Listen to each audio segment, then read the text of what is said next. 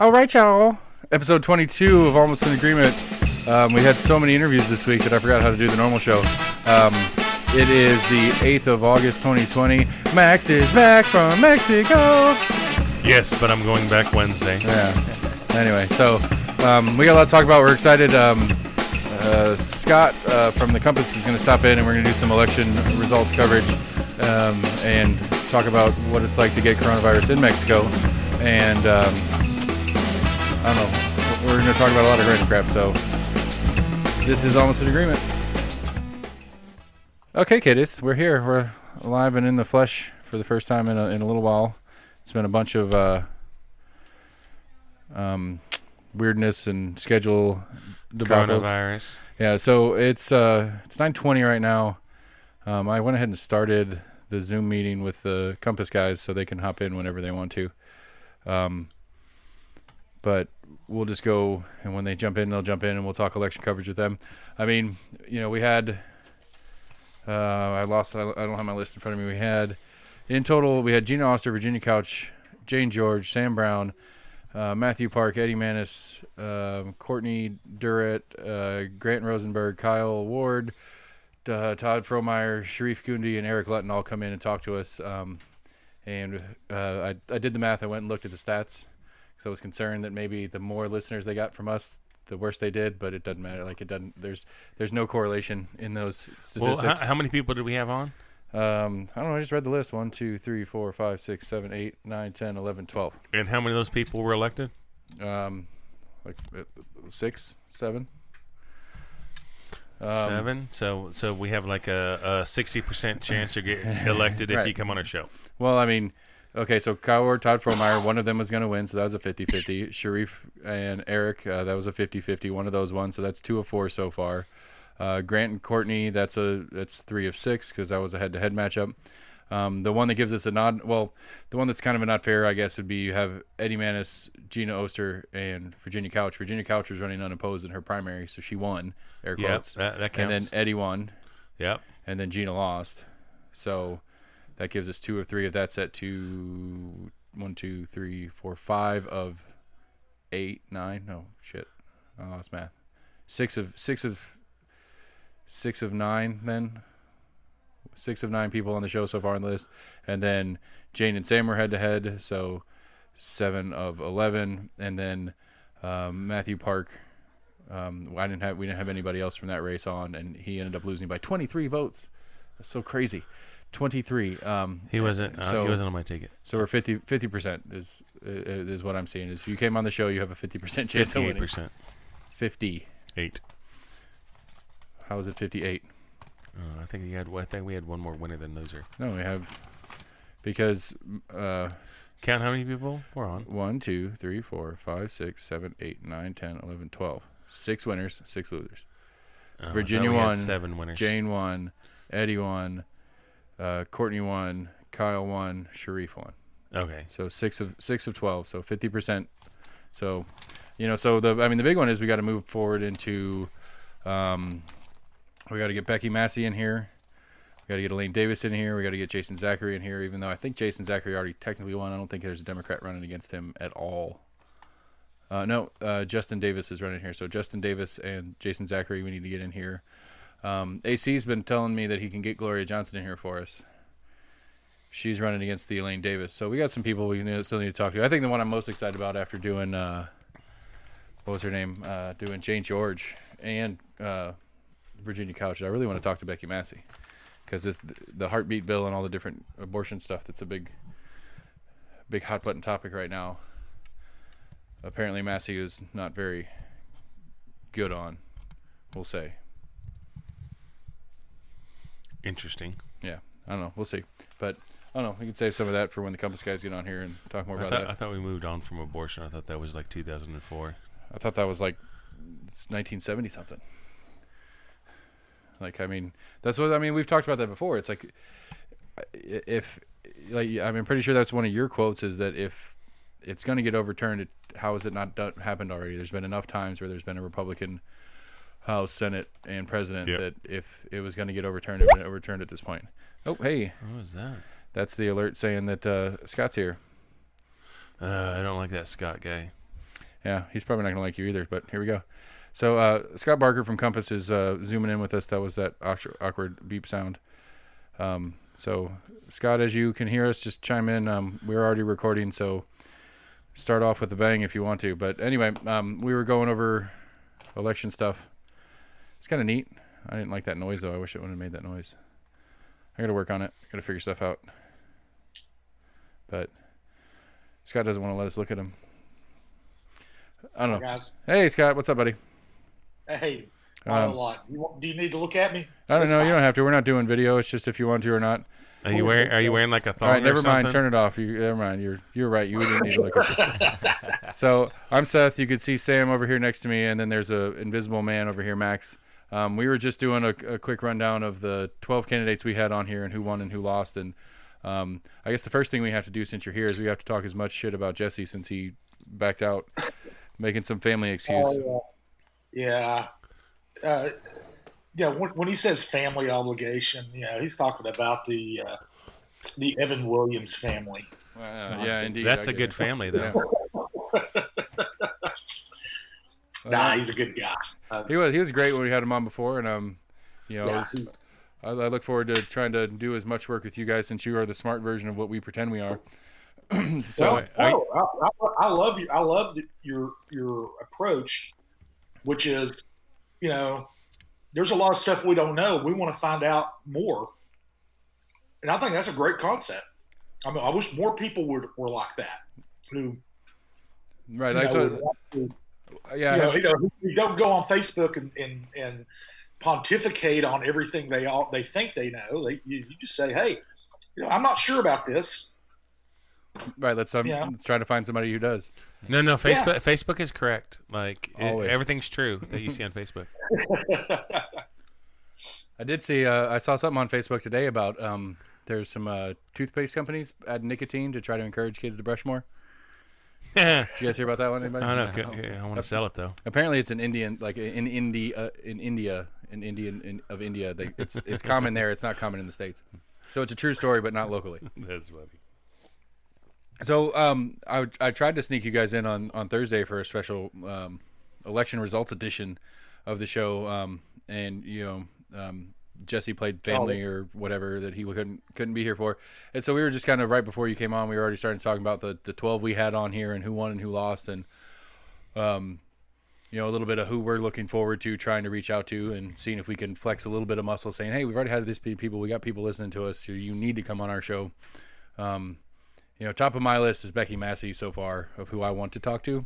Because I think that one, I don't know, maybe it's just because I'm further in it now than I used to be, because that one has always been a given, that it was her seat. She's been there for 12 years. Oh. Virginia Couch said 6. She said this will be her sixth term or she's in her sixth term. No. She hasn't been 6 terms. I think she's been in 2 terms. How long is the term? 4 years. 4 years? Okay. The state senate. So she would be on her 7th year. She was named. I think she was appointed for first term. Gotcha. I'd have to go back and double check all that stuff, but no, you're fine. She's been in there a long time, and she's a Duncan. Right. Right. And so, I got to meet Jimmy once, and he was all right. But I mean, by default, at this point, the dynasty family is not a good thing anymore. I think, at least. One thing about Becky is, first of all, she doesn't personally play up the Duncan name, right? And she's built her own. She's got her own background now. I mean, she's got her own record to run on and everything else. Yeah. So, I mean, everybody in politics knows she's a Duncan. Right. But she doesn't really. She personally does not make a big deal out of it. In fact, I think she prefers being called Becky Massey to being called Becky Duncan Massey. I didn't know she was Duncan. Yeah, I knew she was a Duncan, but I know, her signs usually have it, but it's still Massey is the big word. It's usually Becky, Duncan, Massey. And so that's what I'm excited about, because I mean, I had Virginia Couch and Sam Brown on, and they were both really good. I look forward to talking to Sam some more and see where his future goes, because he was interesting. I think he's got potential. He seemed a little young. Absolutely. I agree with it. In fact, you know, it was interesting when I talked.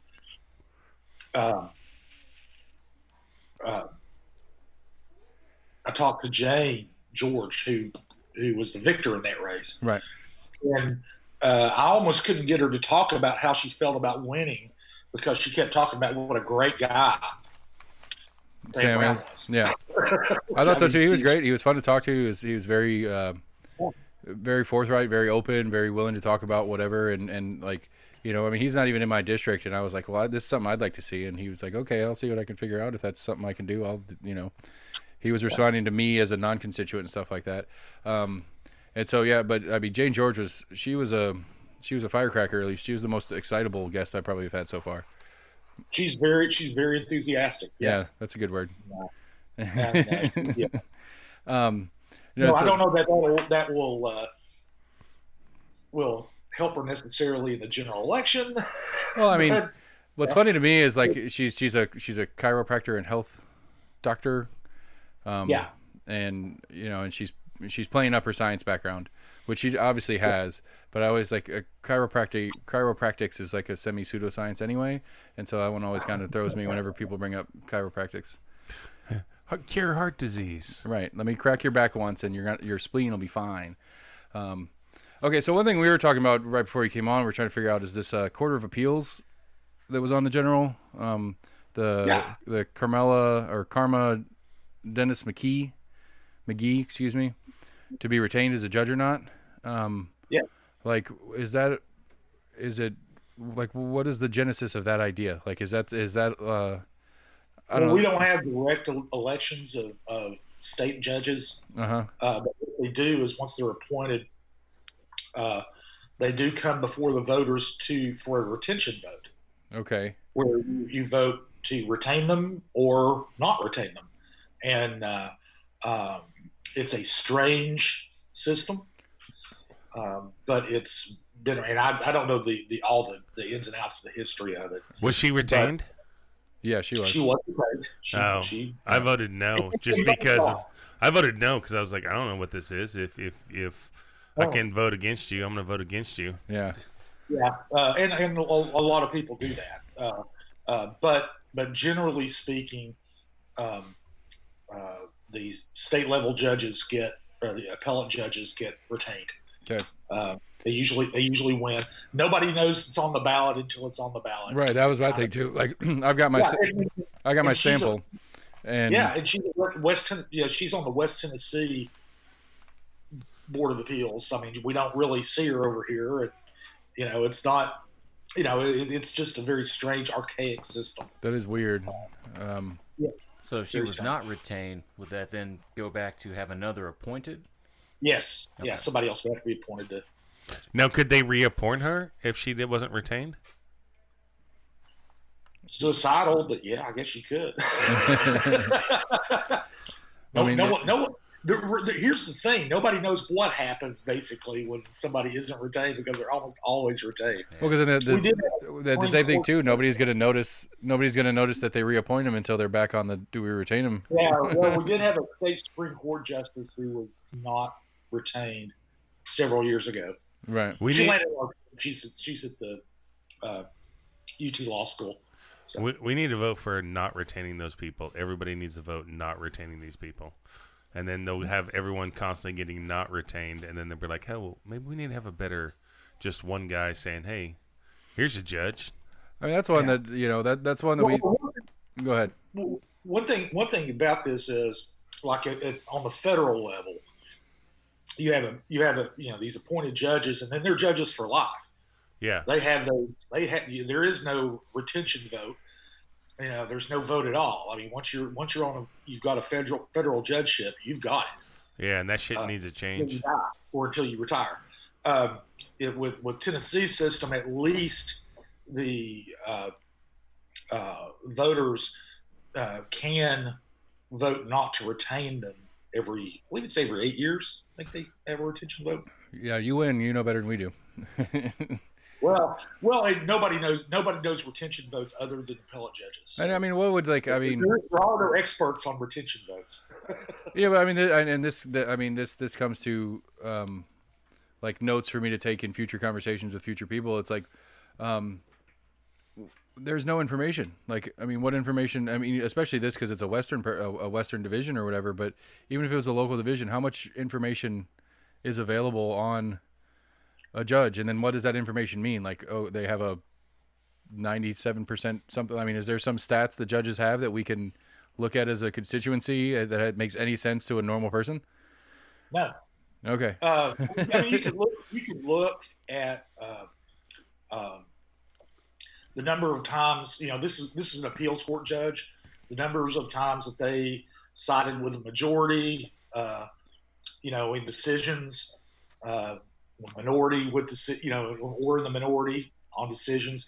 You can see how many times their cases had been where they were in the majority, got overturned by the state Supreme Court. Right. But most of these cases are pretty mundane. I mean, they're not earth-shattering cases. Right. I just don't understand somebody going, I don't know who this person is, never heard of them, know nothing about them, but yeah, they should keep their job. Like, well, and I didn't look at the numbers this time, but I think a lot of times people just skip that. They'll just and a lot of times that's the most honest way to vote, because if you don't know, I mean, like if I don't know the person, I write in Seth. Right. I did me. That's what I do. I wrote myself in on a bunch of the primaries that didn't have an opponent. I wrote myself in against Becky, and so I think there were. I think I looked it up. I was looking at it yesterday. I think there were 24. I think they call them unverified write-ins. Yeah, it's not worth listing the names because it's 24 different people, which is probably 24 people that did what I did. But and actually, I was just looking at this ballot and I saw something interesting, which I think the spelling's different. But Chris Haggerty is the chair of the Knox County Election Commission. Yeah. And is that any relation to the other Haggerty? I don't think so. Yeah, I think it's spelled different too. I just noticed it. I just thought it was interesting. Yeah. I guess he's the one I want to get on here, because a lot of the things that I don't know, as far as all the interviews, especially the big Monday I did this last Monday with the 4 different interviews, somehow accidentally gerrymandering and some of the different rules of elections came up in conversation, and so those are some of the things I want to talk to an election commissioner about, because my issue is. Go ahead. The best person to talk to is actually probably Chris Davis, who's the election administrator. He's not. He's the. He actually runs the elections. The election commissioners set policy, and Chris Davis is the one who actually is in charge of making sure the voting machines are in the right place, making sure they're working, making sure votes get counted, and all that kind of stuff. So, right. What's funny is I went in with my mask on because I was supposed to wear a mask, and I had sunglasses on, and I went through the whole process, and I could have fully disguised. You could have been anybody. I could have been anybody, just because I had an ID that said I was who I was. I got to take a ballot and vote. I thought that was interesting. Yeah, they don't. They do check IDs, obviously. But most bartenders check a lot more closely. Yeah, exactly. They do check, and really, if your address lines up with your name, right, and it's on there, you vote. The only other problem would ever be is if someone else came in later with an ID that had your name at your address and they tried to vote, then you got a problem. My daughter just turned 18 this year. I should have went and voted for her because I bet she didn't vote. I just came back an hour later with her driver's license.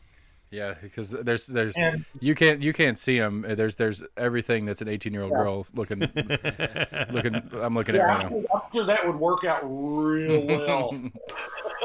I mean, the last name's the same. I don't know. The 90-year-old ladies running the election commission probably wouldn't notice. Well, the thing about it is, if you get caught, would you really want to run that risk for one vote from your daughter? Well, hey, the guy lost by 23. It might be a risk. That's true, but he was fun. I had Matthew Park on. He was nice. He was a good one. That one. Yeah, he was a good candidate. He's very passionate. Right. He's smart. He's a really good candidate. He had his race, in the 15th district he was going to be difficult to begin with for him because it has I don't think it has a majority African American population, but it's close, and it's traditionally been a seat held that African American candidates win. And and you can't get much more physically white than Matthew Park. One African American incumbent and a very well respected African American former public official. So and he really he really staked out that progressive stance and kind of took that corner of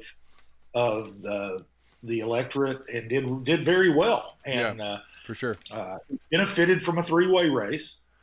I think. Oh, you think so? You think Rick took more of Sam's votes than he would have taken if? Is that what you're saying? I think the people who voted for Rick, if Rick had not been on the ballot, most of them would probably have voted for Sam. Okay, that's what. Okay. So you think Sam? Sam McKenzie. You think, I think that they both, are more the traditional District 15 reps. District 15 politicians. you think Sam's kicking his ass for like not knocking on 24 extra doors? Like, I would have just knocked on 24 more doors. One of the things that Park said he did, and I didn't go out and see this to verify it, but he said that instead of going around and knocking on doors because of the coronavirus, what he would do was contact people in neighborhoods and let them know, okay, I'm going to be walking down the streets of your neighborhood at such and such a time on such and such a day, and come out on your porches and I'll talk to you. He could have hired my food truck to go out to there and then been like, "Oh, I'm buying food for you guys," and people probably would have just voted for him because they got a free meal. Yeah, free meals are the best meals. Well, there are some legal issues. Well, we could have worked that out. Well, like because I got zero response from Sam and Rick on that one when I sent out invitations to come on the show. I didn't even get a response. I didn't even get a response email. It's like, because it ended up being like, we were looking at that August 6th deadline, and I was on vacation the week before, and so like right before I left, I started emailing everybody. I forgot his name now. I guess through one of the interviews, the acting chair of the Democratic Party of Knoxville started emailing me and talking to me. And I was like, yeah, anybody you think's interested. And then he sent me a list of everybody. And so I just emailed everybody. I was like, hey, I know it's a weird, I'm putting you in a weird window because I'm going on vacation and we need to get as many of these in before this August 6th deadline. And Jane George jump in, Sam Brown jump in. I got Virginia Couch through that one, which wasn't on a deadline considering. And then Matthew Park, but nobody else in that 15 race even responded with, that's just not a working window or anything like that. I didn't get a word back from them. Well, I will say this from my experience over the years. A lot of times, local candidates are slower to turn around things because they have, first of all, most of them have day jobs. Right. That they themselves aren't like, Sam McKenzie, for example. His day job's at Oak Ridge National Lab. He's at the Spallation Neutron Source. He doesn't, they don't like him to monitor his campaign email account, so he'll have somebody else do it, or he does it once a day or something. I mean, and I don't know what Sam's arrangement was, right, in particular, but that's an example that they're, the candidates are usually, have day jobs. Whoever is volunteering for them usually has a day job. So a lot of times the communication is slower to turn around. Right. But I found that they generally are receptive to you. I mean, it was, of course, I spent most of my career at the News Sentinel, and it's easy I'm to sorry. get somebody to return a new Sentinel reporter's call. Right. You call them, call you back. Yeah, when Jesse was here, we had a whole conversation about what a press pass actually means, which is nothing except what Yes. the business title is. And so, Yeah, and then when we started Compass, I mean, a lot of people already knew that I had to explain, who we were and what we do, and had to do that to a couple of candidates this time because we're not as well known as the News Sentinel is, or WATE, or WBIR, or Yeah. WVLT. but they suck they at just it. don't know who They're we terrible. are. They're the worst. I hate those guys. They're terrible at the job. Are you They talking? don't- Are you talking about WBIR Sports Radio Knoxville? Sure, why not? Because that got me into the BET after show in Atlanta. Oh, that makes total sense because you seem like the type that wants to go to a BET after show. Oh yeah, had a good time. I was drunk. BET. I said I'm with WBIR Sports Radio Knoxville, which does not make any bit of sense. And why would I be at a BET show? But they let me in anyway. Nice. What was the after party for? It was the BET like They have award award show show? Okay. in Atlanta, and that was their after party. Nice. That's That's classic right there. One of the 5 white guys there. So what else? Did anything else stand out to you as far as results wise that you thought was interesting at least? Well, of course, the most interesting things happen, I think, in the 18th district House race in the Republican side. Yeah. With Eddie Manis and Gina Oster. Eddie narrowly won with not only without the support of, but with the actual opposition from the Republican Party leadership. I mean, that's a good chunk. That's a good chunk of why he got my vote is that the Republicans don't like him. And they have said that the party chair, Randy Pace, has said he's not going to support work for him in the general election either. So I don't think that will hurt Manis that much. I think that he's going to get Republican votes when he gets in there, and Right. plus, his name recognition is Yeah, really for sure. high. Yeah. But that's just an interesting intra-party dynamic going on. Yeah. Well, how about Kyle? Kyle not winning without the incumbent whatever support. Well, in their primary, which was a while ago, that was pretty interesting. Kyle beating not the Todd Fromeyer one, but the primary for the commission districts. Yeah. That was interesting in hindsight. That happened before we started doing interviews. We had Kyle on after he'd won the Republican nomination on that side. But yeah, I'm blanking out on all the names. The guy who's leaving, who Kyle's taking his seat. Yeah, what you said. Nystrom. Yeah. Nystrom. And Nystrom kind of handpicked the other guy, which wasn't Kyle, and Kyle beat him. One of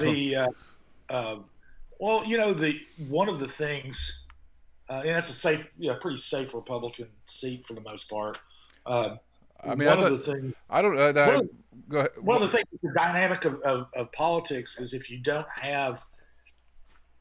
have a party that's so dominant, then they turn on. You don't want to say they turn on each other necessarily, but politics is a confrontational sport. So that sometimes happens, and I think that's something that has happened in the 18th district, which has been a fairly reliable Republican district, and so you've got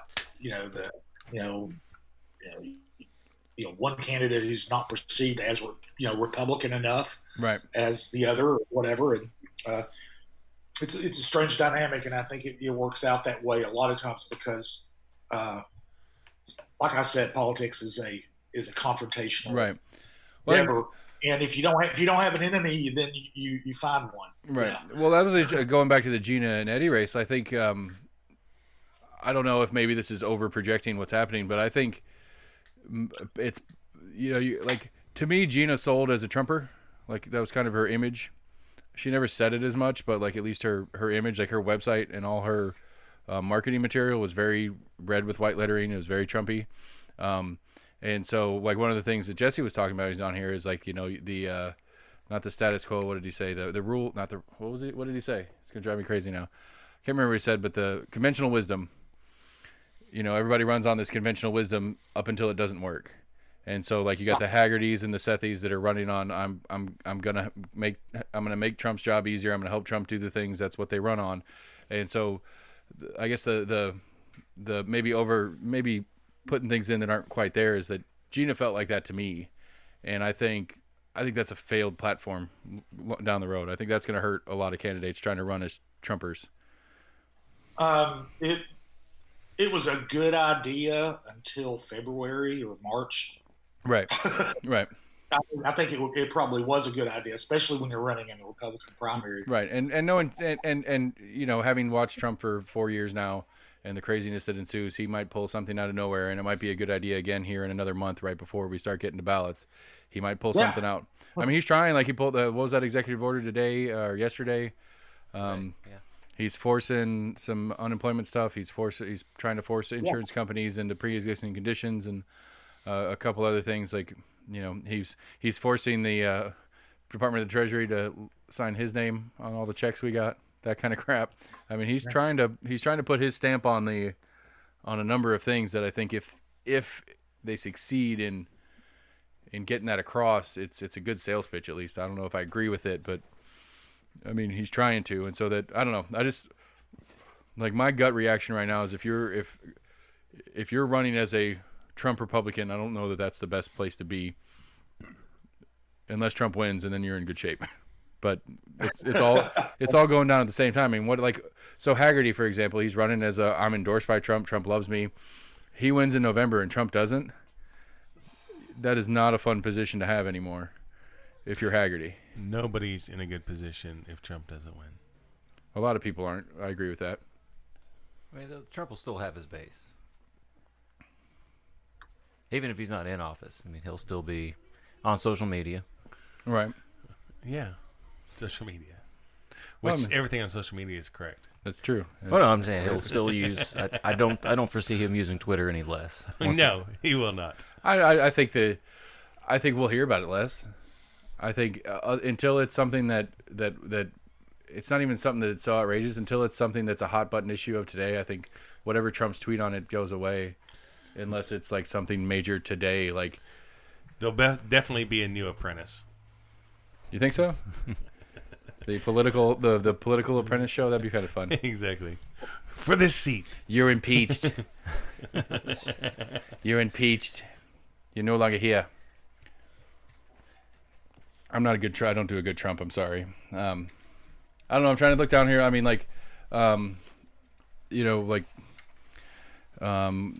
Sam and Jane, we talked about. Virginia Couch was a fun interview. I really liked her a lot. I look forward. I think that's going to be interesting. I mean, for me, who's not historically, I don't have a strong opinion. I mean, I have strong opinions politically, but I don't have a strong opinion voting-wise. I was usually kind of a lazy pseudo-Republican, and I just vote the R thing because I didn't know any better because I didn't pay attention. I think there's some real decisions. I think I'm sorry, I mix those up. Not Virginia Couch. Virginia Couch and Eddie Manis.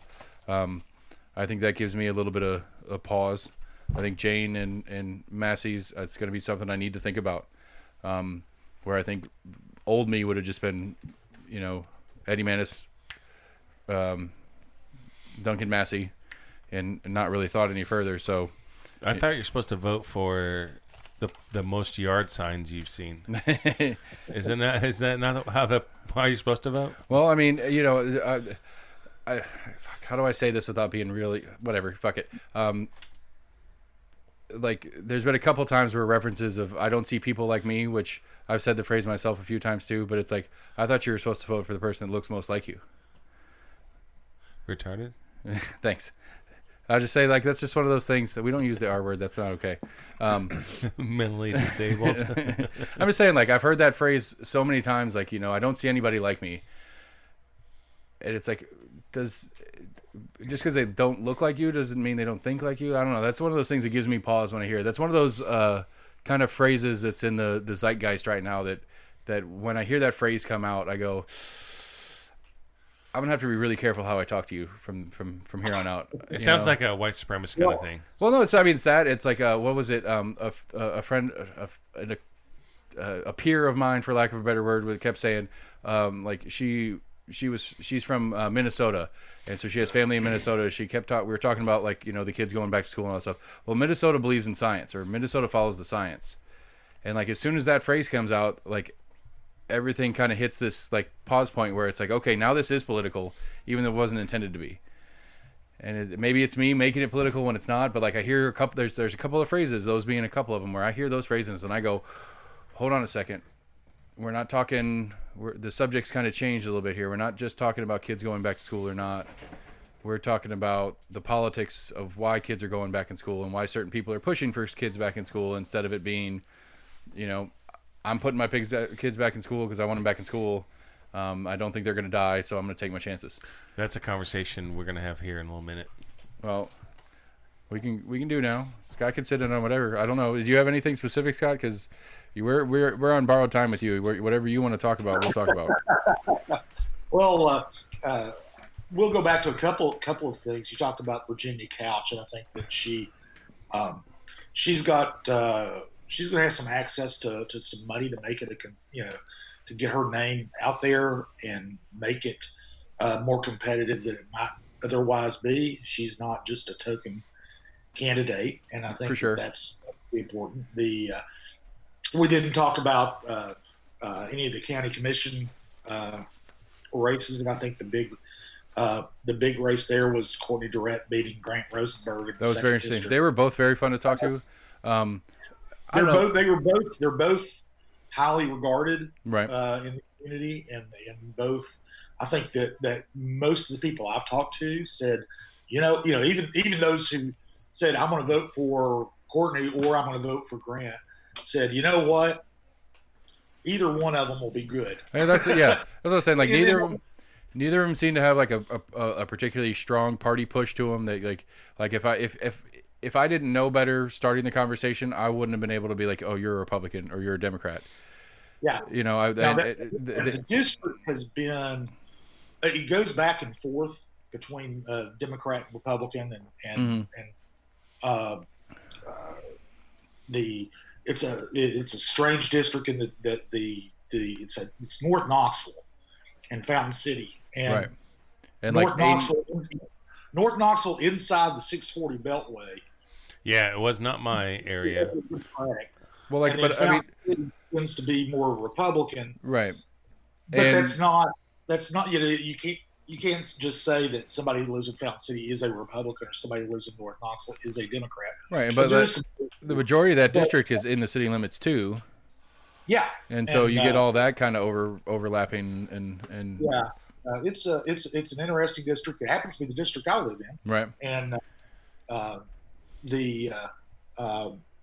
but having a second Democrat on county commission will be I don't know how much that of a difference that will make, but it's interesting that the way that race panned out. Right, and especially with county commission having more than one Democrat in county commission is weird at this point, like just realistically or historically speaking. I mean, there's one district that the first district is generally a Democratic district, has been for years and years and years. Right. And the second district sometimes is and sometimes isn't. Right. And it's swung back to where it's going to be Democratic this time. The city, the voters inside the city have trended more Democratic in the last few elections. So that could bleed over and affect some of the other races. Right. The 18th district race, a lot of that, the 18th district's in the city, so that could have an effect there. I don't know. That's one of the interesting things to watch. Yeah. Okay, I get what you're saying. Because Virginia and Eddie, because that's one of the things that I've complained about a lot to everybody. Not that anybody that I've talked to has anything to do with it. Is trying to pull up all these maps. You're the one that sent me the reminder. I actually already knew it, but I forgot about it. That you can go on KGIS and put your address in, and it'll give you all your stuff. And Sam over here got his Voter ID card. voter ID card updated, and the new voter ID cards give you your voting place and then all the districts you get to vote for on the card now. Which Right. I know my card from that I've had since 2014 or something. I don't think it has. I don't even know where it is, so I don't know if it has it or not. I was gonna say voter ID card. What are you talking about? Right. But so that so because that's one of the things. It's just so like because like I'm out here like the Kyle Ward Todd Fromeyer race. That was my county commissioner. I'm right on the edge of city, but I'm not in the city, so I didn't get any of the city stuff for out here. But so like on my ballot was the Gina Eddy race. I had the Kyle Todd race. I didn't get to vote for Virginia because it was a primary and I pulled a Republican ballot. The Jane George one, and that state Senate District 6 is like all of Knox County south of 40 except for downtown. Yeah, it's a big district. Right, but I'm just saying like we have It goes from Halls through East Knox County, through South Knox County, and then out to southwest Knox County. right, but then the Eddy, was it 15? What was the Virginia Couch one? I just blanked on it. The 18 the 18 in the House is all like northwest Knoxville, and then goes a little bit into north downtown area. And it's just like these just the map. I mean, it's just the map drives me crazy trying to keep track of because like I've got both the Republican and Democratic preliminary ballot in front of me, but it's all countywide, and it's 7 or 8 pages of stuff, and I'm trying to figure out who's mine and who's where, and it's just I don't know. It's one of my complaints. Well, we have 7. I believe it's 7 or so state house districts in Knox County. There are 3 Senate districts, and only part of one of those, two full Senate districts and part of another, are in Knox County. Right. What's it? It's what 6, 7, and 8, but 8 is like a sliver of Knox County. Then it's like Anderson and North or something like that. It's mostly Anderson County and Yeah. a little sliver down into almost to downtown. So Yeah. so that's a but anyway, that's because the difference in the number of representatives are 99 House members and 33 Senate members in the state legislature. So they can't have the identical districts. Oh, I agree with that. I just feel like it's obvious that it's been adjusted for multiple reasons, but as it is adjusted over time, it's just gotten more convoluted. Not that we'll pretend for a second that it wasn't done on purpose, which it probably was, but and it will change next year again. After the census comes in, they redistrict. So yeah. So it will change again. Well, that's one of the things I put to everybody. I was like, try to simplify these things. Try to make it easier for us to figure out what we're doing. I think that's top number 1A for me on anybody that I've talked to as far as electability. It's like I want to know that if you have the opportunity, you're going to make things simpler for us as voters to understand what's sitting in front of us, because it's so damn complicated that most of us just give up, and now we get to scribble boxes instead of push buttons, but we scribble boxes and go about our day. It shouldn't be this hard to be at least a semi-informed voter. It drives me crazy. Yeah, it is. It can be very, very challenging. To figure out, how things are going. It's actually a lot better now than it was probably 15 years ago, and that's just because so much information is available online. Right. You can go to the Election Commission's website and figure out a lot of stuff. Now you still have to be the one to do it. Right. And so there's still a lot of a lot of the onus is on you. Don't be modest. You're making it easier for people. Well, I mean, the old joke among journalists is we go to public meetings so you don't have to. Right. But I mean, it's still, journalists we have a role to play. Right. In try to make it easier for you.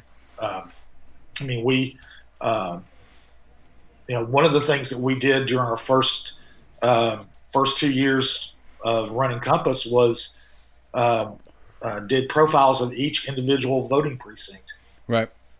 And where it is, how they vote, what the demographics are, those kinds of things, and it was it did I think it really helps people to realize that they why does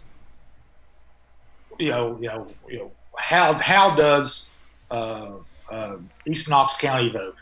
Right. And you can go to the election commission and go and look up those things. You could also go to CompassKnox.com, which I haven't said yet. I'm not going to do that. I was going to put it in the show notes for you anyway, and with special thanks and all that. Go to CompassKnox.com and look up our precinct profiles and see who these precincts are and what the demographics are and who they vote for and things like that. Yeah. So do you just cover like Knox County, or do you cover like the outlying areas, Sevierville, that kind of stuff? We only do Knox County. Okay. I mean, we might, if we have some Sevierville listeners. That's why I was asking. Well, one of the things that we will do is sometimes we will put in, for instance, we have a website and we also have a daily email that goes out to subscribers every morning, weekday morning, and that's where we have our coronavirus numbers update. And a lot of times we'll put in the numbers for the surrounding counties because the coronavirus and the people who live in East Tennessee don't respect the borders. I mean, people from Knox County go to Sevier County and vice versa all the time. And the virus goes back and forth across those borders all the time. So we don't do it every day. We don't necessarily do it every day, but we do report some on that. I mean, I've enjoyed the emails immensely. We focus on Knox County. Right. Okay. I've enjoyed the email immensely. It's been helpful. I'm glad I subscribe, and all the listeners should subscribe too, because the reality is you just need about 100 more subscribers, and then you can hire somebody to go do Sevier County for you. That wouldn't be bad.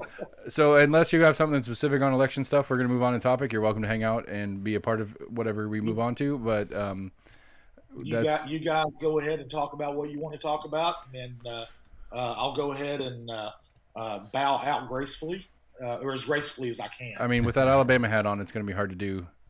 Well, that's why you didn't want to put the video on. I know, it's cool. That's why it's not video. Scott, we really appreciate you. I can always get an Alcoa hat. But you don't cover Alcoa, don't lie. That's true. All right, well, we really appreciate you. So, well, thanks for having me on. I really enjoy it, and anytime that you guys want either me or Jesse to come on, I know he's much more. He's a little smoother than I am, but anyway. Say the right word. The right word is he's boring. He's smarter than I am, is what it is. Boring. Boring. Just stick with boring. Thanks a bunch. I appreciate everything. Thanks for having us on, and continued success to you guys. Appreciate you as well, and we will do our best to get you that extra 100 subscribers so you can start hiring people to do the work for you, and you can slow down a little bit. All right. Hey, I appreciate that. All right. So Max has been teasing since pre-show about his epic Mexico story. So that's the best way I can think of transitioning. All right. Thanks, guys. Bye. Thank you, man. Thank you. All right. Mexico. Yeah, it's a place. Mexico. You boys like Mexico. We had a couple of listens down there. I'm assuming it was you while you were visiting. Yeah, I was listening. I was getting on there to listen to it, to give us some more broad viewer. Right, so we can sell that, and Yeah. we're trying so hard to go out there and sell ads right now. Hola, ¿qué pasó? All right, so your sister may or may not have had coronavirus. Well, she tested positive according to the doctors. Okay. I don't know. I wish AC was on this because I really think this whole coronavirus is a bunch of bullshit. The coronavirus people, I see the same as I see the flat earthers. Ooh. All right, we're getting serious tonight, kids. I am. So prior to this whole thing, my sister should be dead right now. You're talking somebody that was going to be on a heart transplant list. Pre-existed, yeah.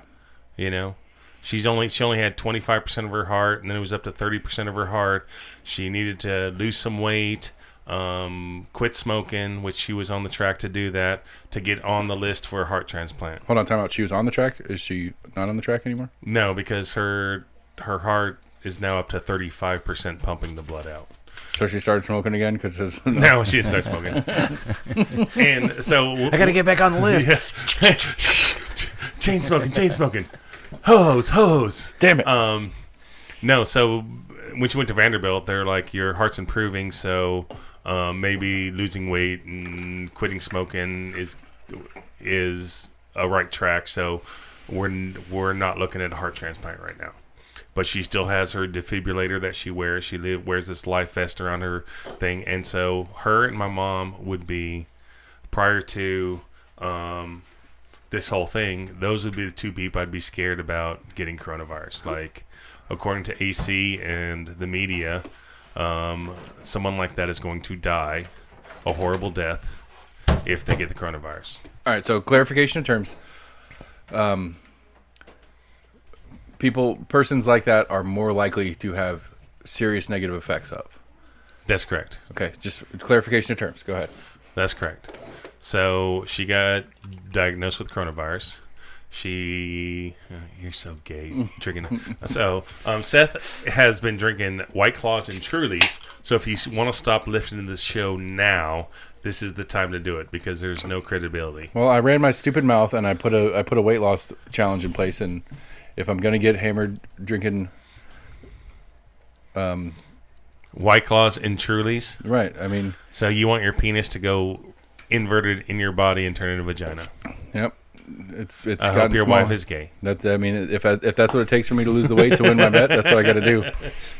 So anyway, my sister, she was diagnosed with the coronavirus. She had what she thought was like a head cold, sinus infection kind of. We came back from Mexico. She had some diarrhea and like a head cold and sinus stuff. She just drank the Mexican water. That's what. That's exactly what I thought. Yeah, every time you come back to Mexico, you have the runs, right? Yeah. That's because all the shit you eat. So, she comes back. She gets diagnosed with coronavirus. When she didn't think anything of it, was just doing normal stuff. But when she lost her taste and smell, she was like, "Oh shit, this might be coronavirus." So she got tested and notified us, and then we had to notify everybody else and all that kind of fun stuff. So she's through it. My mom, who lives with her, and my mom's a candidate to die from it also, because she's survived breast cancer. She's got a heart issue. She's been in the hospital probably twice in the last 6 months with heart issues. Your mom's too stubborn to die. That doesn't count. You can't put that stat. Yeah. That stat doesn't play. And she lives with her, not observing 6 foot Right. distance. And mom got tested and she's negative. So how does that work? My sister and my mom wore corona masks almost the whole time. Like when we were out, even in Mexico, they were wearing their masks. They're wearing masks on the plane. They wear a mask. I didn't wear a mask the whole time I was there. So how is this? They're just lucky, because apparently if you're in that category, it's horrible. And so I have a couple friends that have had coronavirus, and they said the exact same thing. It's like a head cold. The only person I know that knows anybody that has been in the hospital and dying from coronavirus is our good friend AC, who deals with people. But he deals with people that are dying from heart disease, lung disease, all the other stuff. Oh, shit. That scared me. Someone on the patio. So, but it's the same thing, So let's say, what do we have? 129,000, 130,000 people have died from coronavirus this year, United States. Is that right? Is that someone want to pull it? Close to like 160 now. Okay, 160. So we're let's say we're more than halfway through the year, but let's say that doubles by the end of the year. So we're at 300,000 people that die of coronavirus. Okay. How many people die of heart disease yearly? So the argument is that I'm just saying. I mean, do you know? I know it's 800,000. 800,000 people die of heart disease. 4 million people die of lung disease. We're not closing up cigarette stores and shutting down fast food restaurants. We're not shutting down. So if we're really worried about the American... To be fair, we are shutting those down, but for not that reason. Exactly. Yeah, we are. But so the question is, what's the big deal? How many kids have died? I mean, that's my stance on why why I've decided to take the kids back to school. But the thing is, it's bullshit. It's fucking bullshit. This whole coronavirus is absolutely scare tactics by our government. I don't know what the hell it is. The CDC, fucking Fauci's a fucking piece of shit. And I've said that from the beginning, and it will come out. It's bullshit. There's nothing you can say that's going to say that this coronavirus is not bullshit. I mean, I'm not going to argue with you about it. I don't necessarily agree with you, but I acknowledge that it's not worth arguing about it. The evidence that you see is the logic that I see the logic that you're working with, and it's I get it. You're not going to argue with me on this? Come on now. I mean, like what's the reason? What evidence is there that we should shut down the country?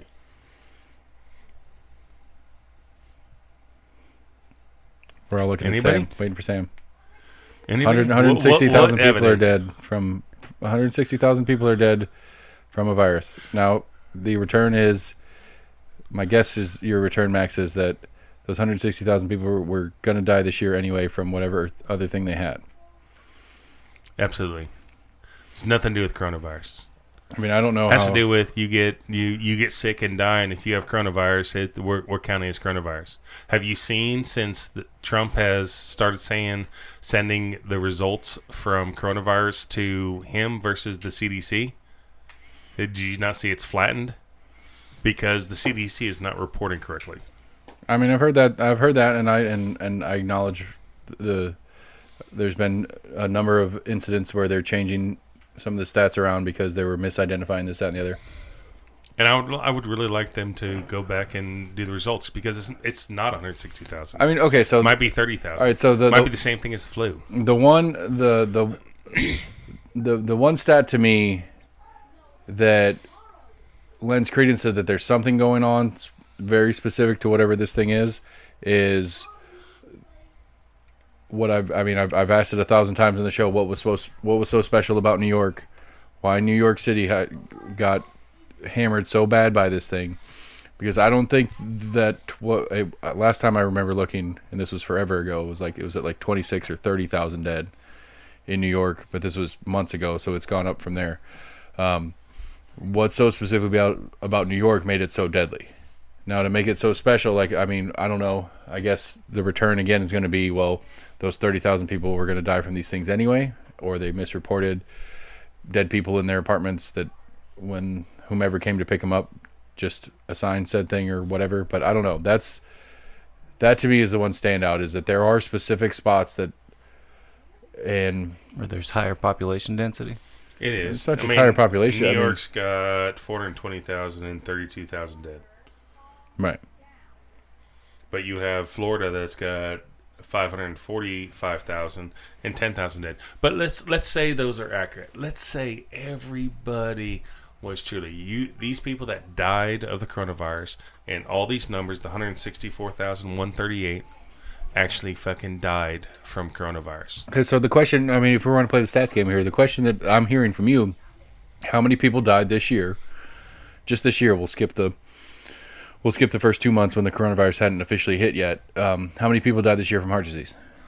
Well, that's funny because heart disease, cancer, and lung disease has been the lowest ever recorded.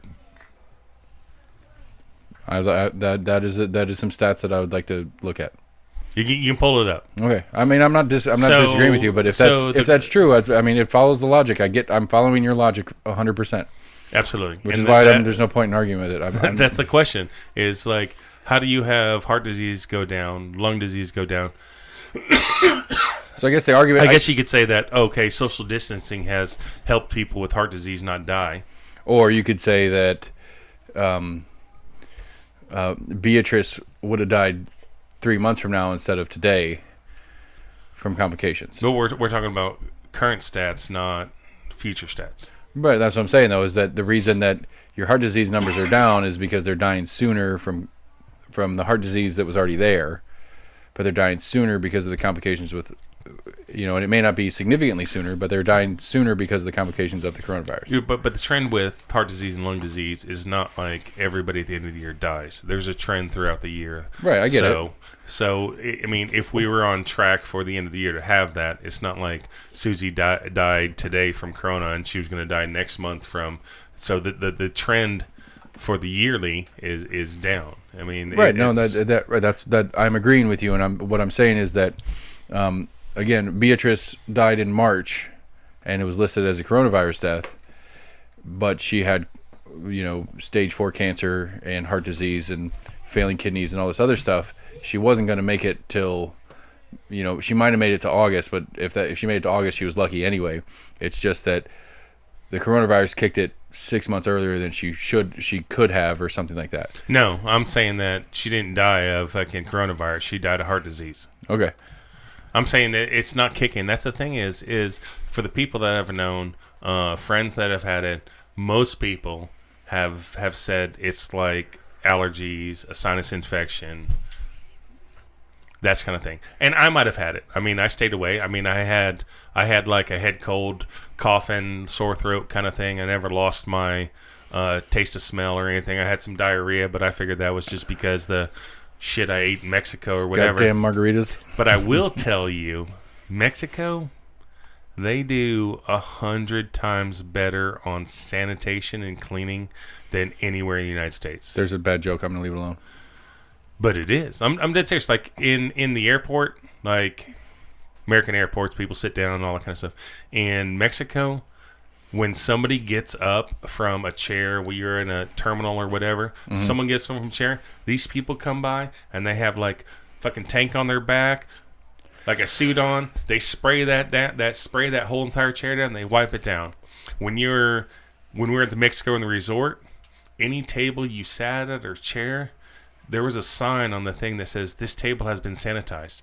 And when you sit down at that table, the server, waitress, person, whatever comes by and they take off that thing. And so if you're walking around and you see a table that doesn't have that on, they haven't cleaned it. So anytime they clean any tables, chairs, surrounding area, they put this little sign on so if you want to sit down, that thing's clean. Like it was crazy. Like hand sanitizers. When you walk in, thermal checks. When you go to the elevator, hand sanitizer in the elevator. Get out of the elevator, hand sanitizer. Like your room smelled like it was clean. Like they are doing a lot better job there than the United States. Because they make it all there and they don't have to wait for it to exactly. get shipped. Exactly. The labor's a lot cheaper there. Well, I'm just saying, like, I was just a bad joke on, like all the issues we've had with masks and stuff getting here because most of them are made in China and Mexico.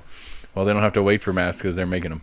Yeah, exactly. Well, and the doctors think that my sister got it not in Mexico. They think that she got it on the plane ride or prior to going to Mexico because how they do timelines or whatever, Right. however they. But those fucking doctors are idiots anyway. So they don't know what the fuck they're talking about. They kill more people a year than anything and than most diseases. Exactly. You're better off living at home with a disease. I mean, for me anymore, I'm just at the point of just I'm getting to the point of just pure fatalist. We're dead anyway. If this is what kills me, this is what kills me. I got shit to do. I'm not gonna huddle up and just give up on the rest of. I'm not just gonna sit down and give up on life, and wait for something to happen to make me safe. There's a Prager thing, and I people have their opinions on Dennis Prager and his outlook on life, but he had a good little bit about he was telling a story about how he had some friends that he was talking to, and they wanted to go to Israel. And he's like, well, go to Israel. It's great. It's cool. And he's like, well, we want to wait until it's safe. And his response is, you're never going if you're waiting until it's safe.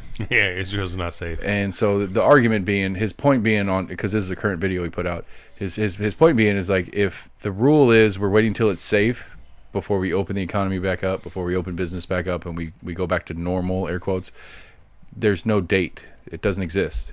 There's no point in time where it's safe to go back outside. And if that's how you're going to live, I mean, again, that's my point. If this thing's going to kill me, it's going to fucking kill me. There's no amount of, I mean, I'm going to do what I can, but it's risk mitigation at its finest. I have a decision to make. I have a decision to make for my family and my kids, and whether they're going back to school. And for me, it's worth the risk that I see. As far as I understand it, it's worth the risk to me to put my kids back in school. Well, it's going to be Teachers can suck it. they're going to be homeschooled anyway, because 2 weeks into school, some kids are going to fucking break out with some kid is going to test positive or have a fever or something, and they're going to be like, all right, let's shut down school for 2 weeks. I mean, that's it's going to happen just because. Right, and fucking Bob Thomas already happened. Well, and fucking Bob Thomas won't. I mean, like, I'm like, this was one that came out of the Compass Knox thing. You know, I don't know if it was them that asked him specifically, but in the meeting, somebody asked him, "It's like, well, what's the parameters?" And he's like, "What do you mean?" He's like, "Well, what are the parameters for you guys to go? Like, they have that stupid stoplight thing they put out. You know, green, everything's normal. Yellow, we're being cautious, and these are the steps we're taking. And red, we're closing the we're either going to close like red means we're shutting the classroom down, or we're shutting the school down, or we're shutting the district down. Just depends on what the red is specifically associated to or whatever." And it's like, well, what are the things that change between those things? It's like, well, it's not a specific. There's not a specific number. There's not a specific this. There's not a specific that. And it's like, dude, you got to give us something. You got to give us some level of expectation that we can see the stats coming out. We can see this. We can look at it, and we can have an expectation for what your thing is. It's just so damn arbitrary. The Board of Health or somebody else is going to be like, oh, we got to shut down schools now. And it's like, well, why? It doesn't matter. We said so. Okay. For what, though? Like, right, that's my point. Is like, even if you look at, like, how many kids have died? Right, and I mean... That percentage is like 0.03%. Right, I thought it's been great. Like, Knox County's been putting out I don't think it's the Knox County Health Department. I don't follow them on Facebook, but I think it's the Knox County government has been reposting some health department stuff where they've got a nice graph. It's a cool looking graph where they have these, it's a good old standard bar graph, and they have little animated people, and it's little babies and then toddlers and then whatever. And so next to each age person, there is the bar graph that goes along with how many cases have been reported with that age group. So it's got, I can't remember. Like, I think it's like 0 to 5, 5 to 18, 18 to 35, or whatever it breaks down to. And then they have a little, and so like they have the little drawing of the person, and they have the age bracket underneath it, and then they have the bar that goes up behind them. Mm-hmm. In Knox County, that bar is the hugest in the, in the teenager category, all the way up to like the mid 40s. That's where all the numbers are in cases. I want to see that same graph in deaths. Because as far as last time I looked and pulled out the full Knox County Health Department breakdown, all those deaths are in the very top end of it, yep, which are some of the lowest case count, but the majority of the deaths are. But even at the end of the day, even if you're talking about everybody that died from corona, it was absolutely corona. This virus is killing people. We're talking about 0.7%. Well, you're 300,000. If we get to the end of the year and hit 300,000, that's 0.1%. Yes, at the end of the year, it's 0.1%. Well, yeah, 0.1%. But it's still compared to a lot of other things. It's fucking minute. I mean, but okay. So the better, I guess, to shift to shift the direction of the conversation a little bit, the better way to look at it is there things we can do to make that number -1? No. And what is the cost of that thing? Well, the question is to make it -1. Make it -1 from a true. Well, we can't. I mean, that's just it. We can't know what could have been. And I mean, because realistically, and this is something that Sam's brought up a couple times, is like, there's people that put out projections on what if we did nothing? What if we didn't shut down? What if we didn't do anything? How many deaths would we have at this point? Which is, it's a theoretical. We can't. It's a false. But okay. So when you talk about the spikes, and you talk about the quarantine, and you talk about the shutting stuff down, when you talk about all that stuff, the percentage still doesn't change. So okay, so we have less people that get it. We have less people that die, or you have more people that get it. You have more people that die. The percentage is still the same. I mean, so it doesn't matter. It's a percentage. I mean, I agree, but I'm just saying their absolute deaths is a real number, and it is. And if we can go -1 on that, how much is that worth?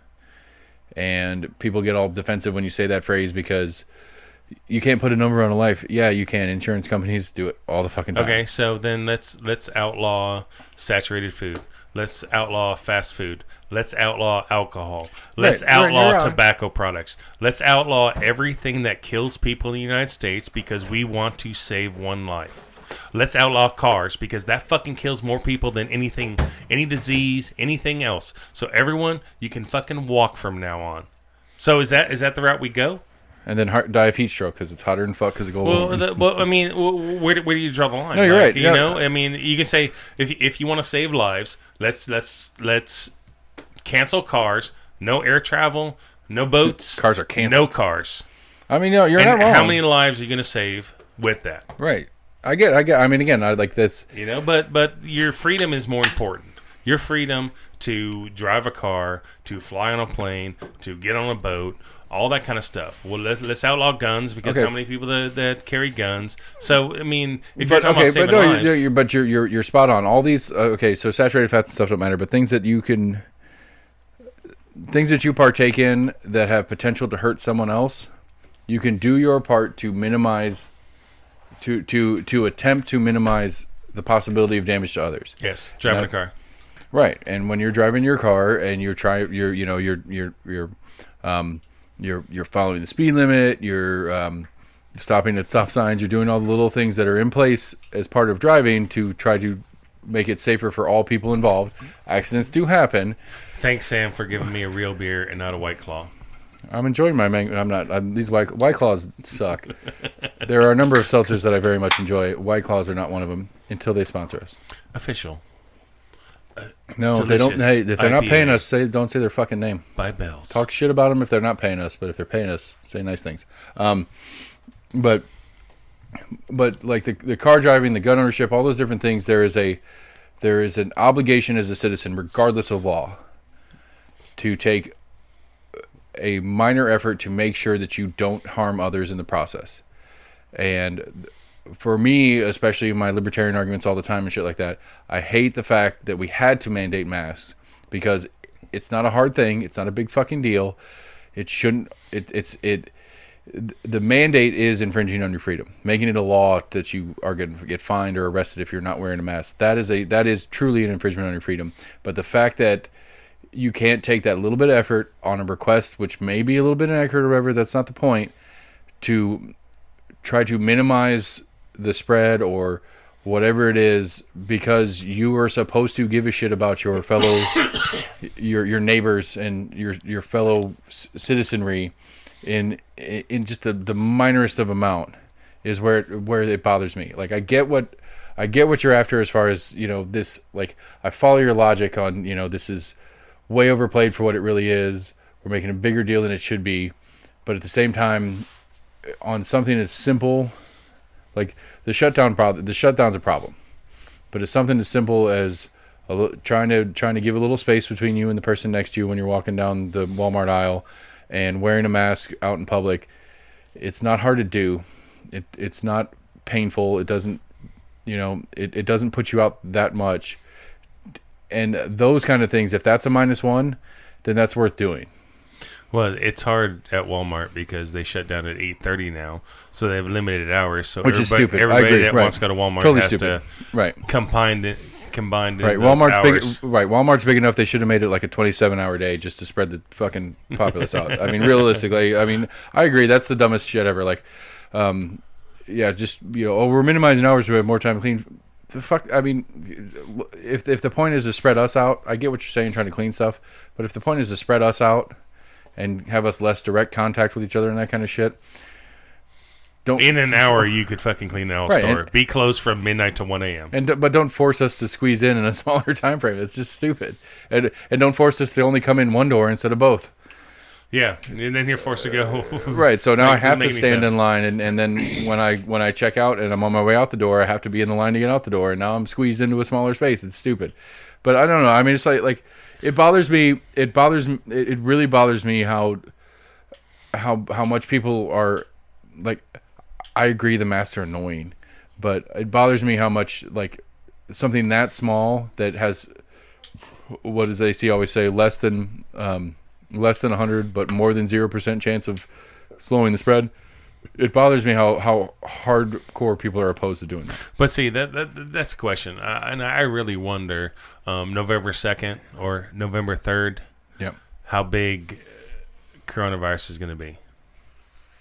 I don't have. I'm not a conspiracy theory type of person, but I wonder How big a story it is, or how big a reality it is. if after November 3rd that the coronavirus is not an issue anymore. You're talking about the coolest day of the year, my birthday, November 4th, which is the day after the election. So November 4th is Right. like, it's no big deal. You won't have to wear a mask anymore.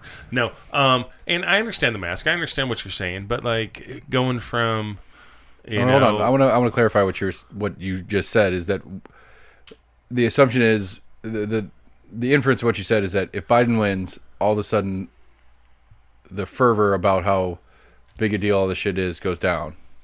Well, no matter who wins. I think it matters who wins, but either way, it's that the conspiracy that you're the conspiracy that you're inferring in this in what you're saying is that this is more of a means to an end for political gain for one party or the other than it is an actual thing. I wonder that. Yeah, and I agree. I don't have any justification for thinking that, because No, you do. This is a worldwide, obviously, issue and stuff. You do, because if you're a Democrat that hates the idea that Biden is your candidate and knows that Biden's a shitty candidate, anything you can do to keep him from being in the public eye is a bonus. And if keeping a pandemic top story so he can stay in the basement and not go out and talk gives So he your doesn't- candidate a better win to beat the guy that you hate. And I mean, that's what's the gross thing. I mean, Jesse was saying it when he was on here, and I've talked to a number of different candidates, and all the different stuff we've talked about. It's like literally this presidential election has zero to do with Biden. It's literally It has nothing to do with Biden. right. That's the It's thing, literally is like, how much do you hate Trump? it is, because I mean, if you sit down with a Democrat, and we're going back to politics, damn, we should have kept the Compass guy on. No, because they only do Knox County. They don't give a shit about Fucking federal shit. losers. So, if you ask anybody that is a Democrat and voting for Biden, like, and you tell them, tell me why you're voting for Biden, their number one thing is going to be because he's not Trump. Because fuck Trump. Yeah. Well, I mean that's lawyer Jamie. I mean, literally, that's all Republicans to Jamie. Anybody running against a Republican is you lose because you're on Trump's team. Yeah, which is stupid. Like, I mean, I really hope he listens to this. you got to vote for the person that's that you think is best. Not like, I don't care about my candidate because he's not the other guy. Like, that is the dumbest reason to vote. And if you're out there voting against somebody, don't fucking vote at all. I have to say, like, Vote third party. Just vote third party. vote third party, exactly. Which I'm probably gonna vote Jo Jorgensen anyway, even though she had a crazy. You said that thing about the Anti-racism, stupid. Yeah. no, the bat. The bat. You didn't see that? Like, she's Oh, supposed she to got have sick? Yeah, I she did hear got about sick that, from getting bit by a bat, which is fucking kind of cool as shit, though. Honestly say. But no, like this, it's just I just wonder, like the corona. I mean, I'm sure there have been people that have died from actual corona. I'm not saying that it's not a real Right. But thing. it accelerated the death that was already coming. But are there? No. I'm saying there are actual people that had nothing wrong with them that have died from Right. corona. But I'm saying that what you're saying is that the majority of the count is people that were pretty much dead anyway, and this just pushed them over the edge. Well, no. Well, no, that's not what I'm saying. Oh, I'm saying there are people that have died from corona, just like there are people that have died from the flu. You know, there are people die every year from the flu because of complications. Shit happens, whatever. But where you're going with the heart disease and all that kind of stuff, I'm saying that I think these people that die of heart disease were dying of heart disease. Right. Had nothing to do with corona. Sam, can you help me out? Because I'm pretty sure I've said this like 50 times to him. Like, No, you're saying that accelerated. I'm saying it didn't accelerate it. so I'm saying they were dying of heart disease. so Beatrice was dying today either way, Either way, coronavirus or not. she just happened to have coronavirus. Okay.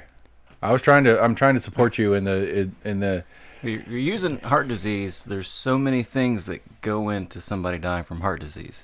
It's like you can't just say like so many people die from heart disease. There's smoking, overeating, like we Yes. talked about, just eating, shitty diets. right and Yeah, so So many things coronavirus. that goes into that. Right. And I my agree point with you. The coronavirus, my point being coronavirus can be one of those things to add on to the other things that make heart disease that a problem. exacerbates, yeah, Right. like you were saying, you're right. Right, that's a good like 5-syllable word. Exacerbate. Exacerbate. Four syllables. 4 syllables. No, and 1, 2, 3, 4. Okay. but yeah, I don't know. I mean, that's just I'll fucking die on this. No, I get. pedestal. I mean, I get it, and I'm in the same. I think AC needed to be here to make this an argument. What's the thing? If you talk to AC, and you ask him about the people that have, okay, so over the last month, and we have him list the people that have died on his watch or around him in the last, even we'll say 3 months, and he lists the people that died. So like he sees the extreme people. He's like, oh, I had this guy that got in a car accident and died. I had this guy on a respirator that died from, getting stabbed. Like he sees the extreme of all those situations. People get in car accidents all the time and don't die. People get stabbed and don't die all the time. There's people that get pneumonia and don't die all the time. But the people he deals with, he sees the extreme of all those situations. See, so I don't when know, he sees the extreme of the coronavirus, he's like, this shit is fucking awful. Yeah, but he gets his daily emails and his daily information on new protocols that are coming out and all this new stuff that's coming out, and he gets. I don't know. I mean, I assume he gets more information than just what he's witnessing. I mean, he's not. No, but what I'm saying is the people that he sees, like when you're in the situation and Right. you're dealing with these people, you're like, oh my god, like this person is in here because he got in a head-on collision. Is he going, oh, everyone that gets in a fucking car accident is in this situation? No, but he's having that impression, I think, of everybody that has coronavirus. This is how they end up. No, I mean, I agree. I agree that he sees the worst of it, but he also has more information being in the system than we have. What more information does he have? I mean, as far as like protocols, like dealing with, like, it's not. We're just, not talking about. Well, you're talking about treatment. I agree. He deals with more how to treat these people, what's going on, what to do for these people. But we're talking about situations. Okay. I mean, okay. I don't know. Does being a nurse at the hospital know more about the political view of Corona or the overall view of Corona? Does he know how the whole state of Tennessee is reporting coronavirus? We've talked about that with him. Right. We've heard about like, oh, insurance companies Right. get paid more if they, and he has no idea Right. about that situation. Right. But he's talking about coding, and there's I get what you're saying. Okay. Do something else. I'm bored. What are you talking about? You're bored with fucking coronavirus? I'm bored with coronavirus. I was bored with coronavirus like 2 months ago. I mean, Well, I'm done with it. all right. Well, then let's be done with it. I don't. No, I mean, okay. I don't see the need. So I until brought this up earlier. until something jumps up that like until like it turns out that hydroxychloroquine is the cure. It is cure. But anyway, let's wanna talk about it. let's talk about flat earthers. What do you know about that? It's a frisbee. Flat earthers? Do you not? I mean, I understand that there are people out there that believe the Earth is I would flat, say they probably number in the thousands. and You that one would guy be died. incorrect. They number in like the 100,000s. That's still a laughable number. Wait. No, because coronavirus is real, and that's in the 100,000s. So that's real. No, of What? people that died. What? You think hundreds of thousands of people in the world believe the coronavirus is real? No, I'm saying that there was 100,000 deaths. So I'm talking United I States. thought you were compared it to believers. so No, I was comparing hold on. deaths to coronavirus to. Okay, he was saying that Gotcha. that it's not a big deal, and I'm like, so 100,000 corona deaths are not a big deal. So that's the correct. But like, go on. Like, I started following some flat earthers to kind of like. Because to me, to encourage them to keep the stupid going. To me, that's it's laughable. Like, how the fuck do you believe this? But there are like very, very educated people out there that have like models and like, okay, let me start this off. I do not believe the fucking earth is flat. Let me start this out. But like, there are a lot of intellectual people out there that truly believe the earth is flat. Like, and scientific studies that they've supposedly done about the sun setting and the moon rising and the reflection and stuff like that. And it's like, you watch it and you're like, but here's the catch. To my knowledge, there's only one person that's died from believing in flat earth. I don't know where you're going with this. There was a flat earther guy that was like huge flat earther guy. He was like one of the more famous, I guess, flat earther guys. He built a rocket and launched a rocket and fucking killed himself in the process because he was gonna get so high enough so he like, I'm gonna get up high enough where I can see the curvature, and if it's not there, like, I know it's not there, and then he ended up dying in the fucking process. Which I guess for his theory's sake keeps the theory alive, because if he would have got up there and come back down and be like, oh shit, I was wrong. He killed himself when he got up there because he didn't want to sing. Right, he was like, but he like, crashed shit, on I was purpose. wrong. no, it's like, fuck. It's crazy. Like I've watched these videos of these people talking about, and they talk about the curvature of the Earth. Like, you can only see 1.5 miles before the Earth is curving, and they do these telescopes, and they're like, see, I can see like 3.5 miles this oil rig off the coast. So like, the Earth is not curving, but you don't really know. Like, I understand. And there's people that are stupid out there that listen to that and go, yeah, see, it's right. But no, if you follow like flat earthers, it's crazy. It's crazy. There's people that actually truly believe. And what that really illustrates is the problem with the social media. One of the problems of like the social media and our ability to discern facts.